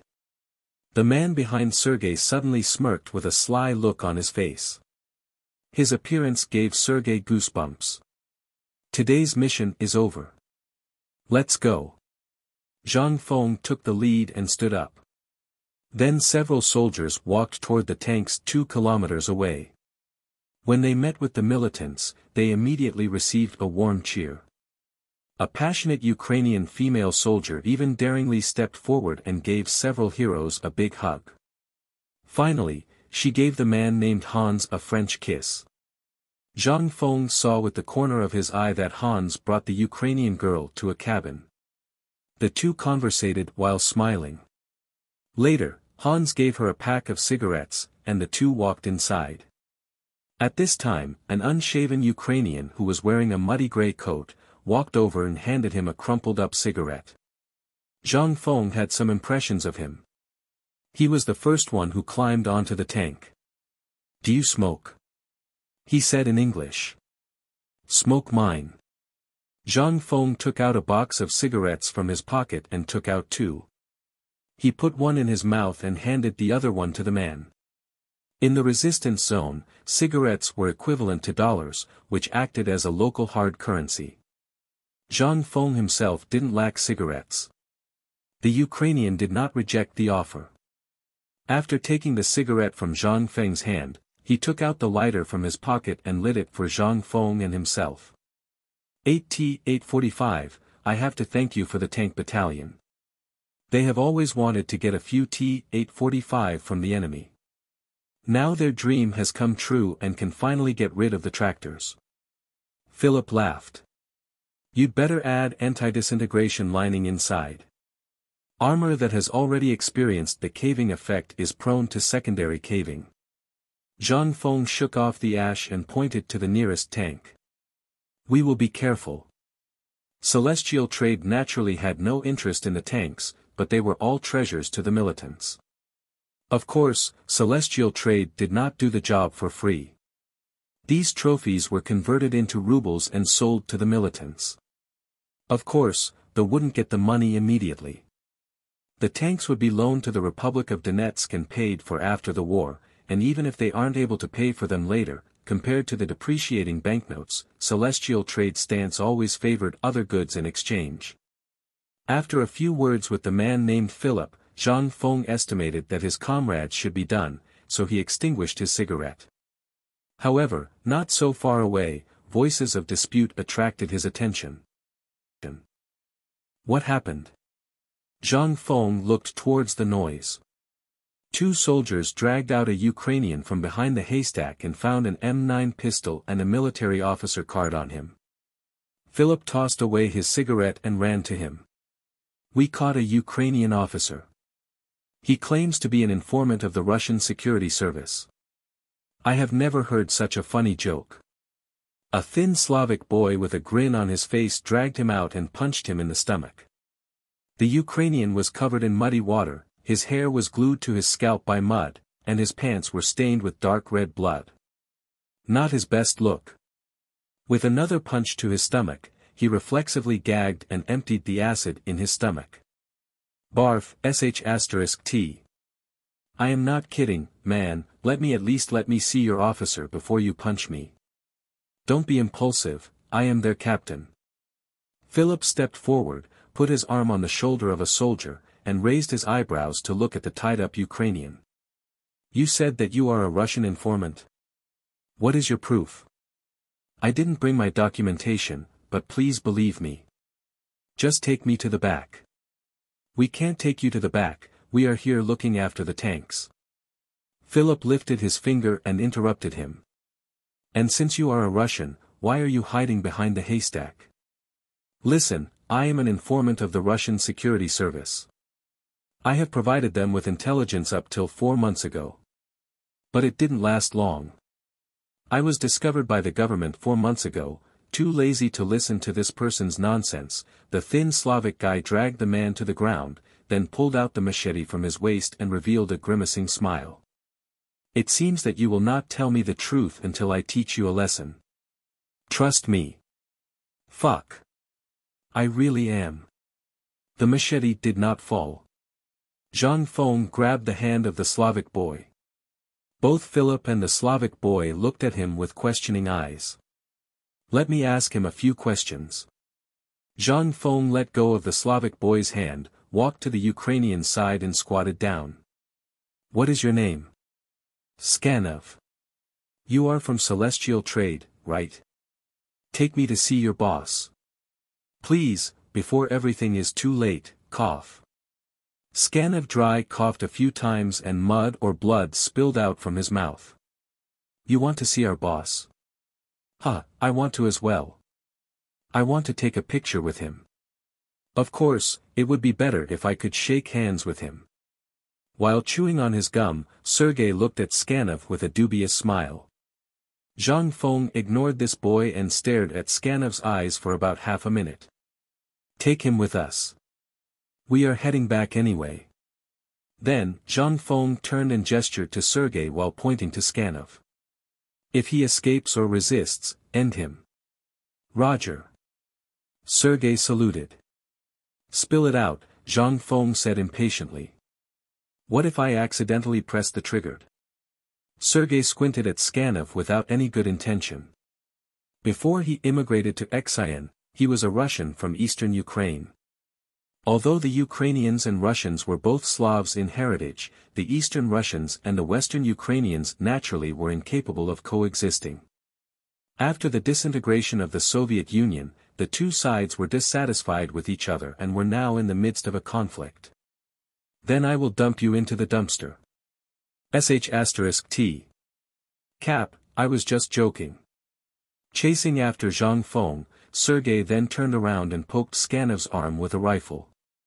Hurry up and get up. Raise your hands and hold them against the back of your head. Don't let me see you play any tricks.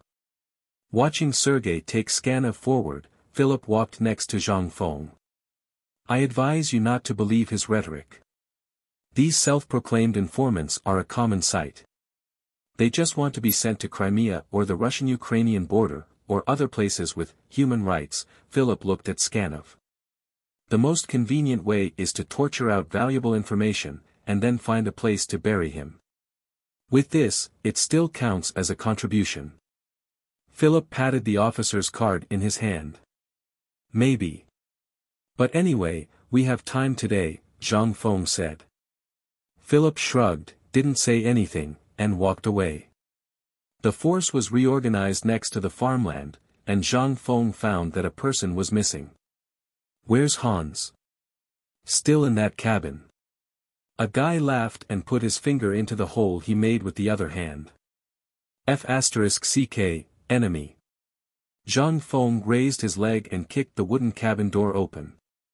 With a loud bang, the entire cabin shook a few times as dust fell from the roof. Then they heard a male scream and curse inside while a female sneered. Hans' face was flushed as he stepped out of the cabin. While running to his position in the formation, he was still pulling up his trousers and buckling the armor around his waist. The enemy, where is the enemy? *T, you are playing me. Hans was ready to see who interrupted his good times, but then found that it was his captain, so with a sneer, he quieted down. Behind him, the busty Ukrainian woman who also walked out of the door had changed into her militant uniform. When passing by Hans, she blew him a kiss. Zhang Feng did not say anything but quietly whispered, "Get ready to go." Then he walked towards the direction of the city of Donetsk. When a group of people passed by the drone hive, a soldier in the team stepped forward and carried the half-person high drone hive directly behind him. With the help of the kinetic skeleton, his weight-bearing ability easily surpassed 200 kilograms. The drone hive was nothing to him. The only thing obstructing him was the mud on the ground, as he was more likely to get stuck with the extra weight on him. The way back was very safe. The high-altitude drone already scouted out this zone in advance. There was not a single soul in the area. On the way back, Scanov became more flustered. As time went by, his expression became more and more anxious. Finally, he couldn't hold his silence and shouted. "Do you have a radio? Can you get in touch with the command center?" Zhang Feng stopped and looked at him. Scanov took a deep breath and looked straight into his eyes. The 190 centimeters tall man's voice even carried a pleading tone. "Listen, this is urgent. I know that I seem suspicious. But whether you believe me or not, I hope that you can at least contact your boss. Natasha, I only ask you to give your superior this name. Please, or else it will be too late." 2 pieces of bad news. Natasha frowned as she continued to stare straight at Scanov.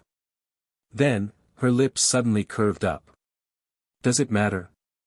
Scanov smiled and sighed in relief. "The idea of your investigation is correct. Your mother's death is indeed related to your father. It was the special forces under the 58th Army. The order was issued by the Russian Security Service." Natasha took in a deep breath of cold air. Her fingers trembled as she tried to control the sorrow that was about to overwhelm her. She was desperately trying to sound strong. "And the other piece of bad news is?" "The other bad news is related to your mother's death. Are you sure you want to hear about it?" Scanov smiled. "Old guy Nikolaev will not want you to know." "Say it," Natasha said it expressionlessly. "Your mother was a double agent. She joined the Freemasonry when she was 12 years old. In 2008, she sent us intelligence in Georgia but accidentally revealed herself. And I am her master."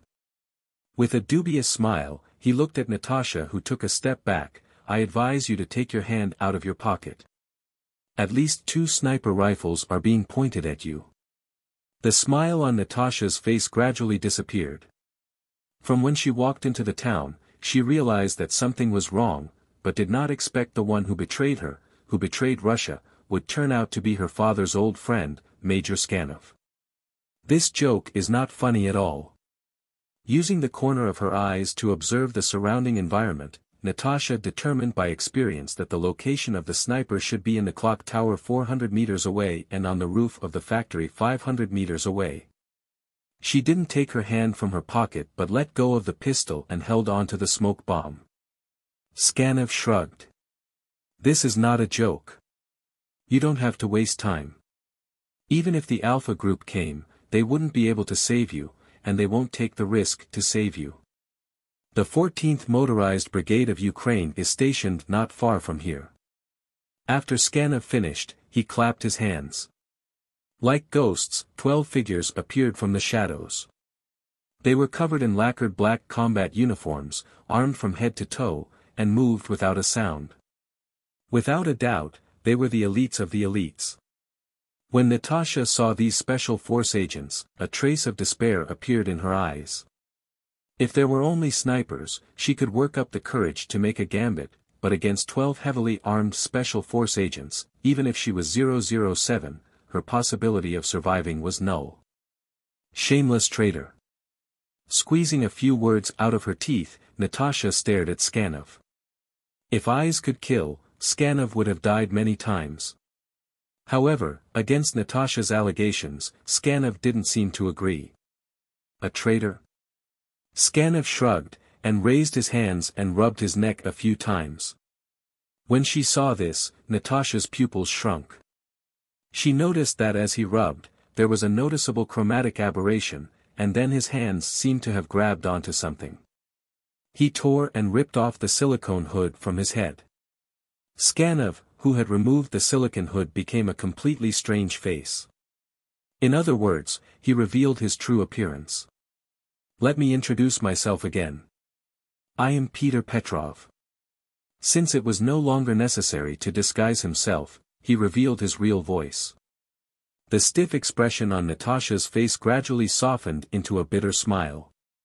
Disguise. She was naturally familiar with this as she is a member of the security services. However, she never expected to fall for this trick. The identity of the real Scanov was exposed, and he was most likely killed. When did it start? Natasha asked bitterly. Since the beginning of this year. I remember at that time, I also proposed to you to pull celestial trade into this mess. Did you forget? Natasha looked at Petrov inexplicably. She didn't understand why he did it, or why the Freemasonry did this. Knowing the combat prowess of celestial trade, weren't they afraid that they would lose too fast? You should be seeing Stalin after I get this stuff. Petrov grinned and patted the stack of paper in his hand. But you are very lucky, the superiors think that you still have some value. If you are obedient, you may be able to live a bit longer. After that, he gestured to the special forces behind him. 2 special force agents stepped out and walked over to Natasha. Looking at the black muzzles, Natasha only felt the coldness of her hands and feet, and she probably already guessed what the so-called value meant. Not as a Russian agent, nor as a daughter of Admiral Nikolaev, but as a bargaining chip that could threaten Jiang Chen. The memories with him flashed through her head. When she reminisced to their night of intimacy, a smile appeared. Somehow, she was suddenly unafraid. The smile was very gentle, it was nothing like her normal smile. There was a ray of determination in her eyes. Just as she was preparing to risk it all, a trace of unnatural humming suddenly began to approach from above. She was not the only to notice the sound. Petrov looked up and his pupils suddenly shrank, but when he caught a glimpse of what was above, everything was already too late. The tungsten rod projectile that fell from a height of 36,000 kilometers was melted into droplets as they passed through the atmosphere. They continuously broke through the sound barrier that prevented them from protruding and left explosions behind them. The moment he heard the resonance, the bullets that were as wide as his hand had arrived. 10 dozen tungsten rod projectiles, like dozens of Tomahawk missiles, bombarded the area. The second the rods hit the ground, they sent kinetic energy to the bottom of the earth. Like bullets hitting gel, they formed a huge cavity in an instant, and instantly shattered the ground below. The soil was blown up into the air, flying into the sky more than 10 meters above, and the reinforced concrete fragments and wooden chips were exploding around wildly. Even the well-trained aero elites were caught off guard by the sudden impact. That was her only chance. Natasha used her arms to protect her head, fighting hard to stand up from the ground. Fleeing under the disguise of the dust that covered the sky, she threw out the smoke bomb in her hand. Almost at the same time, a round of rapid gunshots emerged from the depths of the smoke and swept toward her direction. Natasha grunted in pain as a bullet hit her belly and another shot hit her in the shoulder. During her escape, she almost tumbled to the ground when a transparent figure emerged from behind her and put her on their back. The whistling sound of the flying bullets swept past her. Natasha watched the petite figure underneath her with a complex expression on her face. I didn't expect, one day I would owe you my life. You were shot. Are you okay? Aisha did not talk nonsense with her but asked in an emotionless tone. I'm fine. I wore a bulletproof vest, my left hand might be fractured. The bullet pierced through Natasha's trench coat but did not penetrate the bulletproof vest she wore inside. This bulletproof vest was borrowed from Jiang Chen's closet. It was made with high molecular weight polyethylene fiber and it could release the kinetic energy of the bullet to the surface of the vest. Therefore, it has the ability to block bullets and to limit the kinetic energy received upon contact to a safe limit. Catch her. Petrov's unsettled expression quickly dissipated as he was to first respond to the situation. He roared, snatched up a rifle from the ground, and rushed into the smoke. A total of 12 special forces, 2 died and 1 was injured. If Natasha escapes, he wouldn't be able to take the fall. However, just as he rushed into the smoke, he suddenly seemed to have hit a wall and stopped there. One hand grabbed his neck and lifted him off the ground like he was a little chick. Petrov's pupils focused on a point. When he saw the steel-built body, there was nothing but fear. A monster. A monster, his throat, being locked by a steel hand, screeched in fear. Petrov reflexively pressed the trigger and the automatic rifle around his waist fired against the power armor. However, the bullets only left a series of crisp sounds. Only a layer of paint on the surface was scraped off. Through the holographic mirror, Jiang Chen looked at him coldly. He used slightly more force on his right hand and then heard the cervical vertebrae crack. Petrov rolled his eyes and relaxed his muscles. He couldn't be more dead. The dust had dispersed, and more than a dozen armed men hid behind the bunker and began to fire back. Jiang Chen released his minigun without hesitation and began to cleanse the battlefield bombarded with tungsten rods. The firepower turned the concrete and wood into fragments and the return fire of the special forces instantly disappeared. As for the two snipers in the distance, Aisha had long finished them before the tungsten rods arrived. While maintaining firepower suppression, Jiang Chen scanned the mess and nodded in satisfaction. With the dual insurance of quantum computer trajectory measurements and terminal guidance, the pseudospace-based weapon displayed great accuracy and good killing power. The reason why it was a pseudospace-based weapon was that it draws on the design of the god's cane, but it was not fixed by satellites at a certain point on the orbit. Instead, it was carried by a transport ship and could be dumped directly over the target.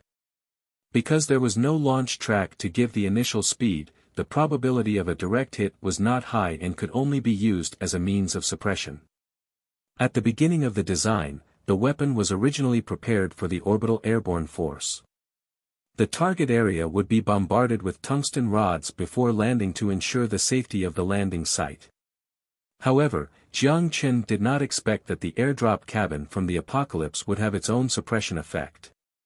Instead of carrying a few tungsten rods on the transport ship, it was better to have two more airdrop cabins. However, for the time being, the tungsten rods were not useless. Any fixed bunker placed in front of it was just as thin as a piece of paper. And this kind of weapon thrown directly from the synchronous track had a miraculous effect on decreasing enemy morale. The weapon was never intended to kill many people, but it could destroy the faith of those who witnessed the tungsten hell rain. The firepower of the power armor was too strong for the special forces to fight back.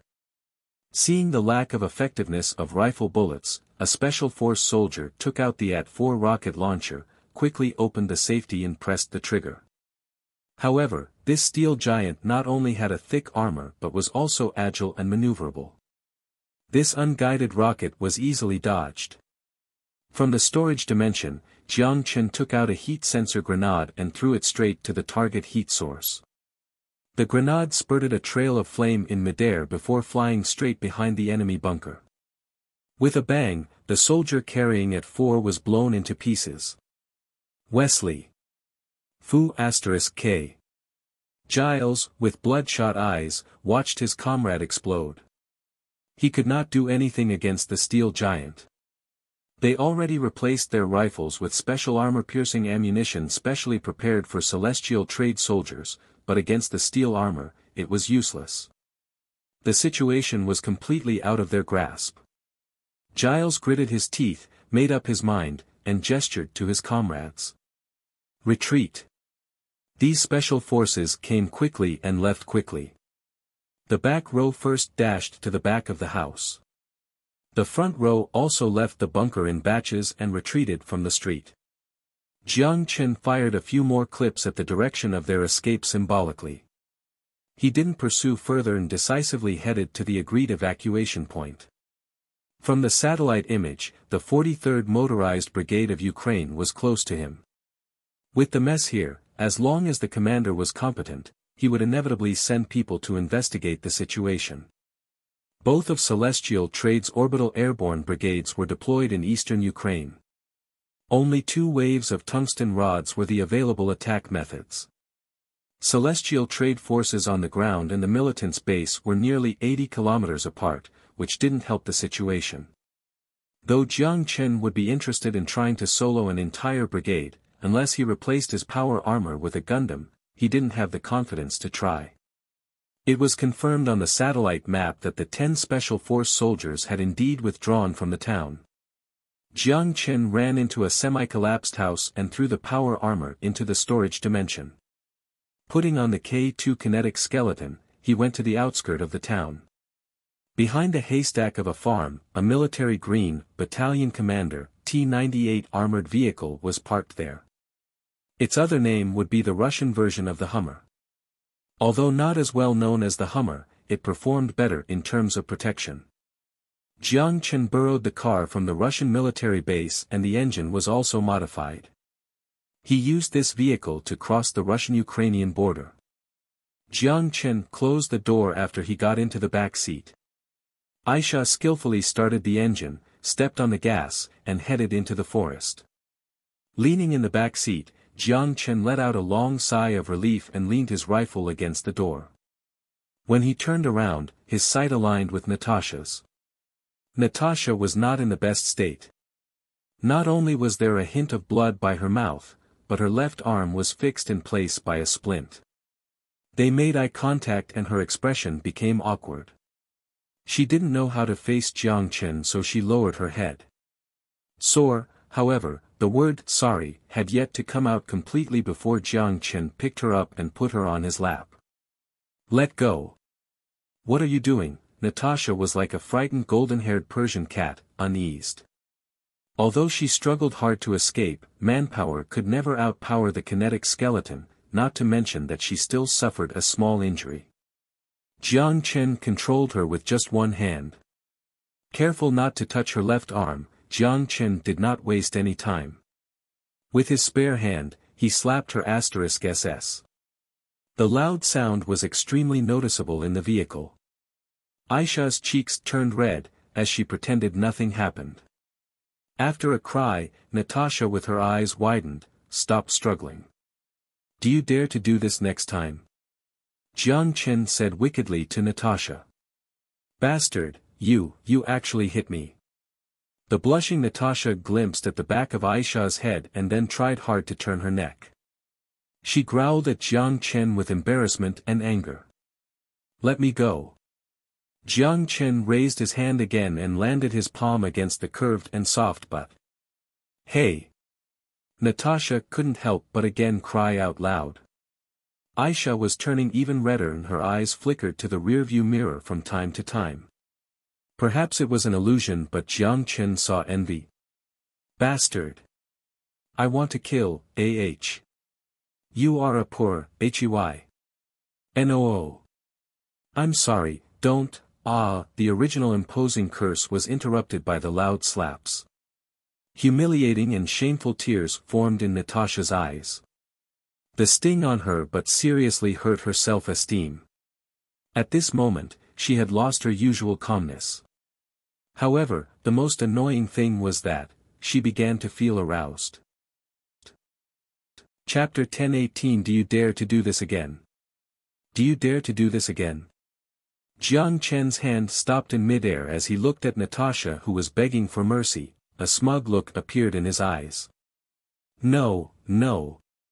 Although she didn't exactly know what he was referring to, she did not dare to be argumentative at this moment. Watching Natasha's blonde hair swing back and forth, Jiang Chen finally nodded in satisfaction and put down his raised hand. Training seemed to be successful. Natasha glared at Jiang Chen with a hateful look and turned her head back. Jiang Chen was not surprised either. If someone slapped his butt, he would feel hateful towards them too. However, compared to being hated, he was more worried that she would again disappear on him without saying a word. Do you know why I slapped your butt? Natasha didn't speak, her lips pressed tightly together. Do you know how worried I was? Although he couldn't see her face, he could clearly feel the tensed muscles in her abdomen relax slightly. Jiang Chen smiled and didn't speak further. He released her wrist and waist and then let her go. Natasha, who regained her freedom, did not come down from his lap. She just stayed in his lap. At this moment, Jiang Chen suddenly heard the sound of splashing water. That sound was very soft and very quiet, as if a pearl had fallen on the sofa. He froze for a second, then reached out to comb her hair back. When he saw her teary eyes, he suddenly panicked. Although he wanted to punish this girl, he never wanted to make her cry. Just as Jiang Chen was helplessly looking for ways to appease her, Natasha's right hand pressed against the sofa and she slid down from his lap. Then she looked at him. Due to the lack of room inside the car, she could only kneel in front of him as she softly bit her lower lip. Her face was written with weariness and bloodstains were still visible at the corners of her mouth, and now tears were emerging from her eyes. "I hate you." Jiang Chen was just about to say something, but his lips were quickly blocked by Natasha, who rode onto his legs. A soft and indescribable thing aggressively entered his lips, causing havoc. Suddenly, the frightened Aisha accidentally stepped on the gas and almost knocked off Jiang Chen's teeth. With a glorious and victorious expression, Natasha wiped the corner of her mouth with her sleeve and said fiercely, "I hate you, you stole my heart." This time, Aisha almost stepped on the brakes, and Jiang Chen in the back was completely stunned. Although he was moved, it was exactly like the plot of a romantic comedy. But it was not the time for Jiang Chen to think about this. With both of his hands around her waist, he coughed, then continued the plot. "Then just hate me forever." However, this seemed to have worked extremely well.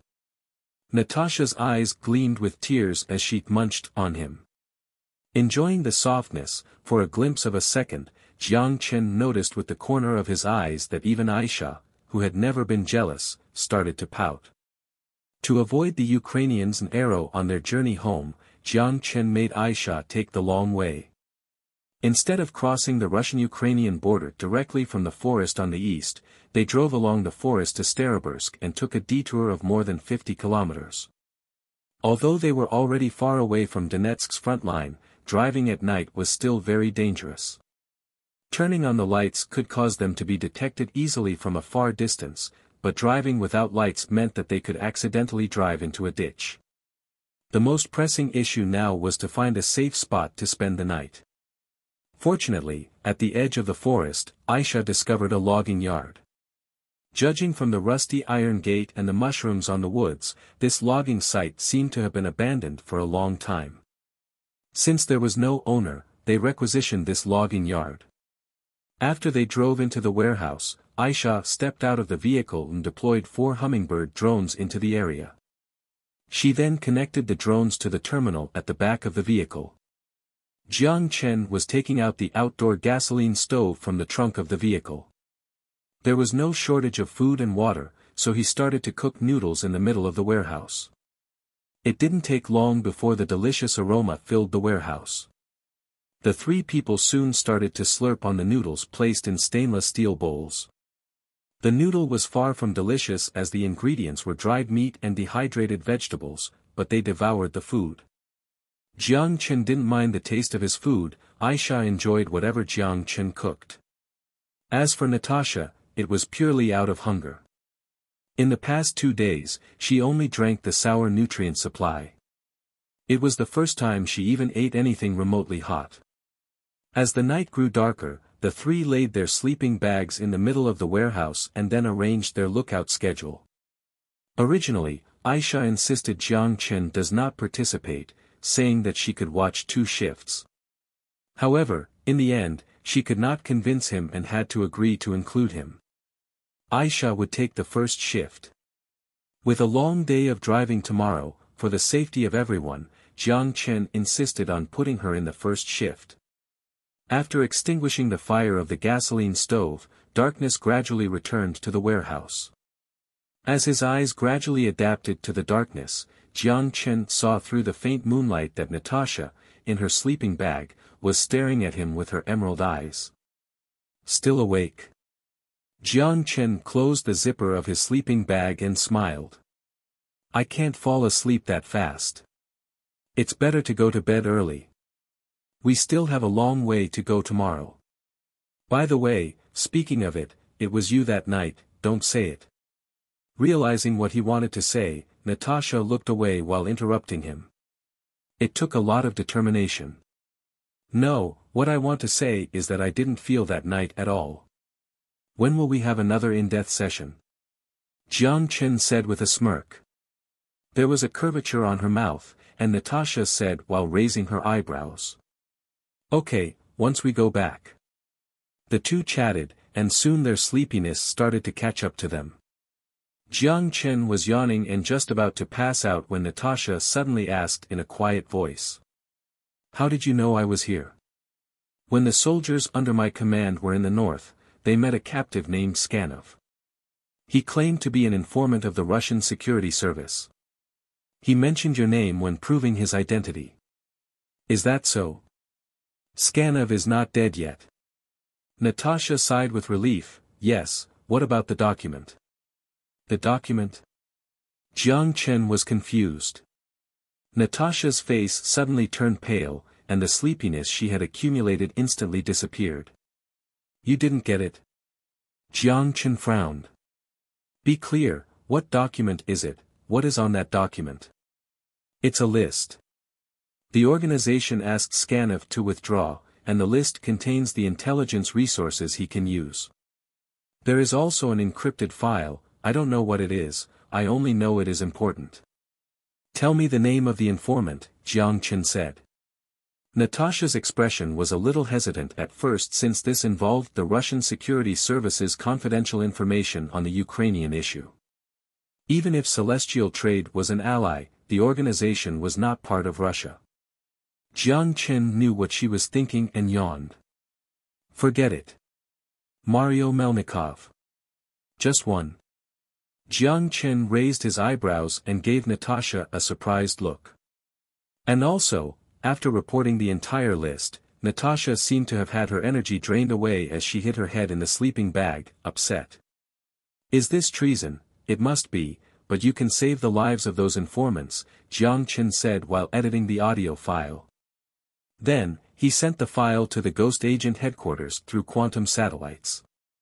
Why don't you immigrate to Xian once the war is over? The next morning, the three packed up the gasoline stove and their sleeping bags, and continued with their journey. Jiang Chen was the last one to be on guard. After getting in the vehicle, he napped against the window. However, when he woke up, he found his head on Natasha's lap.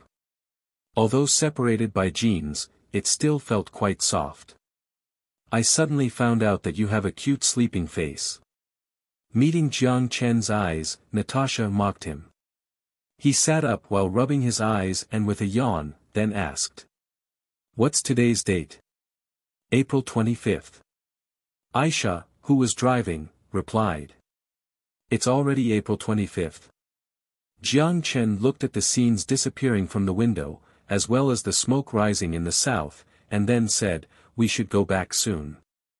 I have a feeling something is going to happen here. What's more, it would be May 4th in a week, and the stingrays sent to the UFO would be back by then. He was quite curious about the UFO.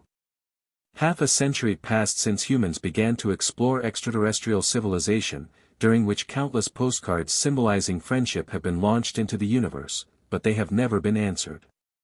Even in the timeline of the apocalypse, Jiang Chen never heard of any record of extraterrestrial civilization. If the unidentified object really belonged to an extraterrestrial civilization, it would mark the start of the contact between human civilization and the extraterrestrial civilization. What are you thinking about? Natasha gently poked Jiang Chen's arm. Jiang Chen smiled. I was thinking, about something far away. To avoid the patrols of the border guards, Aisha once again released the drones, confirmed the patrol route of the border guards, and found the right time to rush through. On the way to the border, Jiang Chen also saw ragged smugglers. Most of them were poor people displaced by the war, and some were deserters from the front line. From their lifeless and colorless eyes, there was hardly any hope. Perhaps it triggered some unpleasant memory. Aisha's expression changed and she began accelerating. Someone waved to stop the car, but they didn't stop. No one could be certain who really needed help, and who held sinister thoughts. What's more, there were so many people. They couldn't save everyone. No longer focusing on the refugees, Jiang Chen then glanced his watch. It was almost 11 o'clock, which means they shouldn't have any problems with cross the border before lunchtime. Perhaps it'll even be possible to have a hot meal in a Russian town. Just then, a brief from Ghost Agent's headquarters was sent to his watch. There were only 2 words. Rescue successful. In the eyes of Mario's neighbors, he was just a coffee shop owner. However, few people knew the other side of the kind-hearted Slavic man. In addition to being a great coffee grinder, he also served as an informant of the Russian security service in the underground intelligence network of Kiev. In the Kiev intelligence system, he served as the microphone, the information transfer station. He was responsible for assigning the task of the superior to the informants, and for sorting out the information collected through the encrypted radio and broadcasting the information to the receiving station on the border. As usual, Mario made breakfast for himself and enjoyed his meal while watching TV before heading to work. Recently, he heard that a frontline, Ukrainian military officer named Skanov was transferred back to the capital. His real identity was the informant of the Russian security service. Just as Mario wondered who he should assign this work to, the doorbell rang. After hearing the doorbell, he paused for a moment. It was 8 o'clock in the morning. No neighbor would visit at this time. When he thought about this, he became more cautious. He carefully walked to the door and peeked through the peephole. 2 men in black trench coats were standing at the door. The man in front wore a cap, and his narrow face gave off a sense of sophistication. The other hooked nose was particularly eye-catching. Mario immediately analyzed they were 2 intelligence workers from their appearance. First, they carried guns. Second, the man leading was a soldier. When the door didn't open, the man pressed the doorbell impatiently and gestured to the other. The hooked nose understood and went to the other side. Mario knew that the other man was going to the back of his house to prevent him from escaping. Now he knew that the people outside were not here to investigate and collect evidence. They likely already obtained enough evidence and had come to arrest him. He cursed under his breath, hurriedly put on his shoes, and ran to the stairs. When he had just gotten to the 2nd floor, a loud noise came from the living room. When the man found that there was no response after pressing the bell 3 times, he had realized something was wrong and decisively chose to break in. Mario rushed into his bedroom, took out a Glock pistol and 2 magazines from under the bed and then ran to the bathroom. He loaded the gun and then locked the reinforced glass door, before sliding into the bathroom. Behind the bathroom curtain, there was a wooden door that he designed specifically for escaping. He never thought that he would use it one day, but as he pulled out the key to open the door of the bathroom was gently pushed away. He jerked and lifted his gun. The muzzle was shaking in fear. Although he received military training, he never killed anyone before, and he never thought that he would have to fight with a gun. After all, he didn't serve combat duty nor did he need to risk his life to collect intelligence. Before he became an agent, he was just an ordinary person. No one came in through the open door. Mario was gasping heavily and tried hard to stop his hands from shaking. However, at this moment, his vision suddenly blurred and his gun became unloaded. Before he could react to what just happened, his hands were reversed and he was pinned down against the edge of the bathtub. Despite how much force he used, he couldn't break free. A figure emerged from behind him. Like a ghost, he didn't even notice where she came from. "Don't move. Friendly." One hand was enough to pin him down. Mario then noticed that her other hand was holding a dagger, and the dagger was stained with blood. No doubt, the blood was fresh. He felt extremely relieved. It should be the blood of the man that broke in earlier. Rescue successful. When Jiang Chen called out the holographic screen and tossed it toward Natasha, Natasha was confused by the short text. "Didn't you give me a list last night?" Jiang Chen smiled and reminded her. Natasha's emerald eyes widened, and she looked at Jiang Chen in disbelief. It was this fast. Aisha's lips curved up in proudness, not saying a word. But her eyes, that could speak, perfectly depicted the smugness she wanted to express.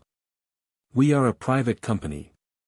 Compared to others, we are more focused on efficiency. Jiang Chen said with a smile and removed the holographic screen. Now you can rest assured that the most important people have been saved. Our people will transfer them to a safe place. Now the decision to withdraw from the country or transfer to another place to continue working is left to your people. If Mario was caught, the Russian spies and informants in the entire city of Kiev wouldn't be able to sleep. Even if he withstood the torture and not let out a word. Those frightened informants may still become whistleblowers and turn against the country. If that did happen, it would be a heavy blow to Russia. At the same time, Russia's national image would be tarnished because of the spy scandal. Speaking of this, the ghost agents that saved Mario were originally sent to Ukraine to find Natasha. Except they didn't play their role yet before Skanov, who escaped from the Freemasonry, told Jiang Chen her location. The Russian security service owes you a favor. Natasha looked at Jiang Chen and said with sincerity. What about you? Jiang Chen half-jokingly said. Me? Natasha smiled. I gave myself to you already. What more do you want? At the border, Aisha showed the documents to the border patrol and they passed by smoothly. Afterward, the group stopped at a Russian town next to the border. Jiang Chen found a restaurant opened by the locals and ordered a table full of dishes. Compared to the time in Moscow, no one in this remote area seemed to recognize him. Compared with his identity, his Asian face was more surprising. Most of the visitors were Russians who had fled from across the border. With the lack of tourist attractions here, the locals rarely saw a foreigner. There were very few guests in the store, and the sumptuous lunch quickly arrived at the table. The bread in the basket was much harder compared to the ones in Moscow, and also saltier. However, the borscht in the bowl was fresher, and judging by appearance, the stew at the end would be especially delicious. After the three cleared the dishes, Jiang Chen left money on the table before continuing on with the trip. After crossing the border, Jiang Chen felt he was more relaxed. Although they were still traveling, because we're on the Russian side, they longer worried about being caught by the Ukrainian army. The speed at which Aisha drove naturally slowed down. If nothing else, the three should be able to reach the city of Voronezh, the capital of Lipetsk, before dark. There was an international airport there, and Jiang Chen's private jet had already landed. Because of the ominous feeling lingering in his heart, Jiang Chen didn't want to stay for a second longer. He planned to return to Xi'an the next morning and even cancelled his plans to visit the military base established by the 1st and 2nd Orbital Airborne Brigade. As for Natasha, she had to go back to Moscow first. Though only after she repeatedly swore that she would never do anything stupid alone. In the car, Jiang Chen received a long-distance call from Ivan. After the news that Celestial Trade deployed 2 orbital airborne brigades in Ukraine spread, it caused a global uproar. The EU and the UA expressed shock and doubts about the use of the space elevator for military purposes. On the contrary, they didn't respond to the involvement of Celestial Trade within the civil war. After all, the latter was only a strategic interest, and the former is related to national security. The UA first sent an airborne brigade and 2 B-2 bombers to the Guam military base on the grounds of strategic balance. However, this move did not cause dissatisfaction with Xi'an. Instead, it resulted in backlash from Hua. Let them deploy. Don't bother with them. If they don't flex, they can't explain this situation to their citizens. As for the threat, for someone who can turn the capital into ruins in 10 minutes even if they stuffed an armored division here, is not a threat to us. You overreacting now will only make them nervous. Ignore them and let them do their thing. As long as they don't cross the line, just pretend like we didn't see anything, Jiang Chen said after listening to Ivan's report over the phone. Then I should order the Guardian frigates cruising between the Panu Islands and Guam to withdraw? Ivan asked. Let's do this. Send 4 Guardian frigates to conduct live-fire military exercises in the waters around Eng Island. We can showcase the high-precision, long-range strike capability of our Type 50 electromagnetic pulse cannon. We can't completely ignore them. We have to appropriately flex back too, at least let the people feel at ease. But don't trigger them, so, a landing exercise is not necessary. Roger. Ivan's answer was concise. Ivan always strictly executed Jiang Chen's order and never made judgments in uncertain situations. These traits were what assured Jiang Chen the most. As a commander, it is essential to have one's own judgment. But it was also important to understand the difference between an order and a judgment. What Jiang Chen needed was not a general who was masterful in battle, but a general who could carry out his orders without compromise. As for the combat effectiveness of the army, those could be supported by technology. Do civilized people need the art of war when fighting against cavemen? As long as he didn't provoke a total war with all the superpowers, Jiang Chen never considered the possibility of losing. When the sun had almost fallen, the group finally arrived in Voronezh. Jiang Chen wanted to call General Nikolaev to inform him about his daughter's safety, but he didn't expect that he would be unable to reach him. Jiang Chen informed the head of the Russian security services about his location. After checking into the hotel, Natasha rushed into the bathroom. She had not taken a shower for 3 days. Aisha helped Jiang Chen call the front desk and ordered room service before she began to check for eavesdropping equipment in the room. Jiang Chen, who had nothing to do, turned on the TV and sunk into the sofa. International news happened to be on. It showed what happened in Ukraine yesterday morning.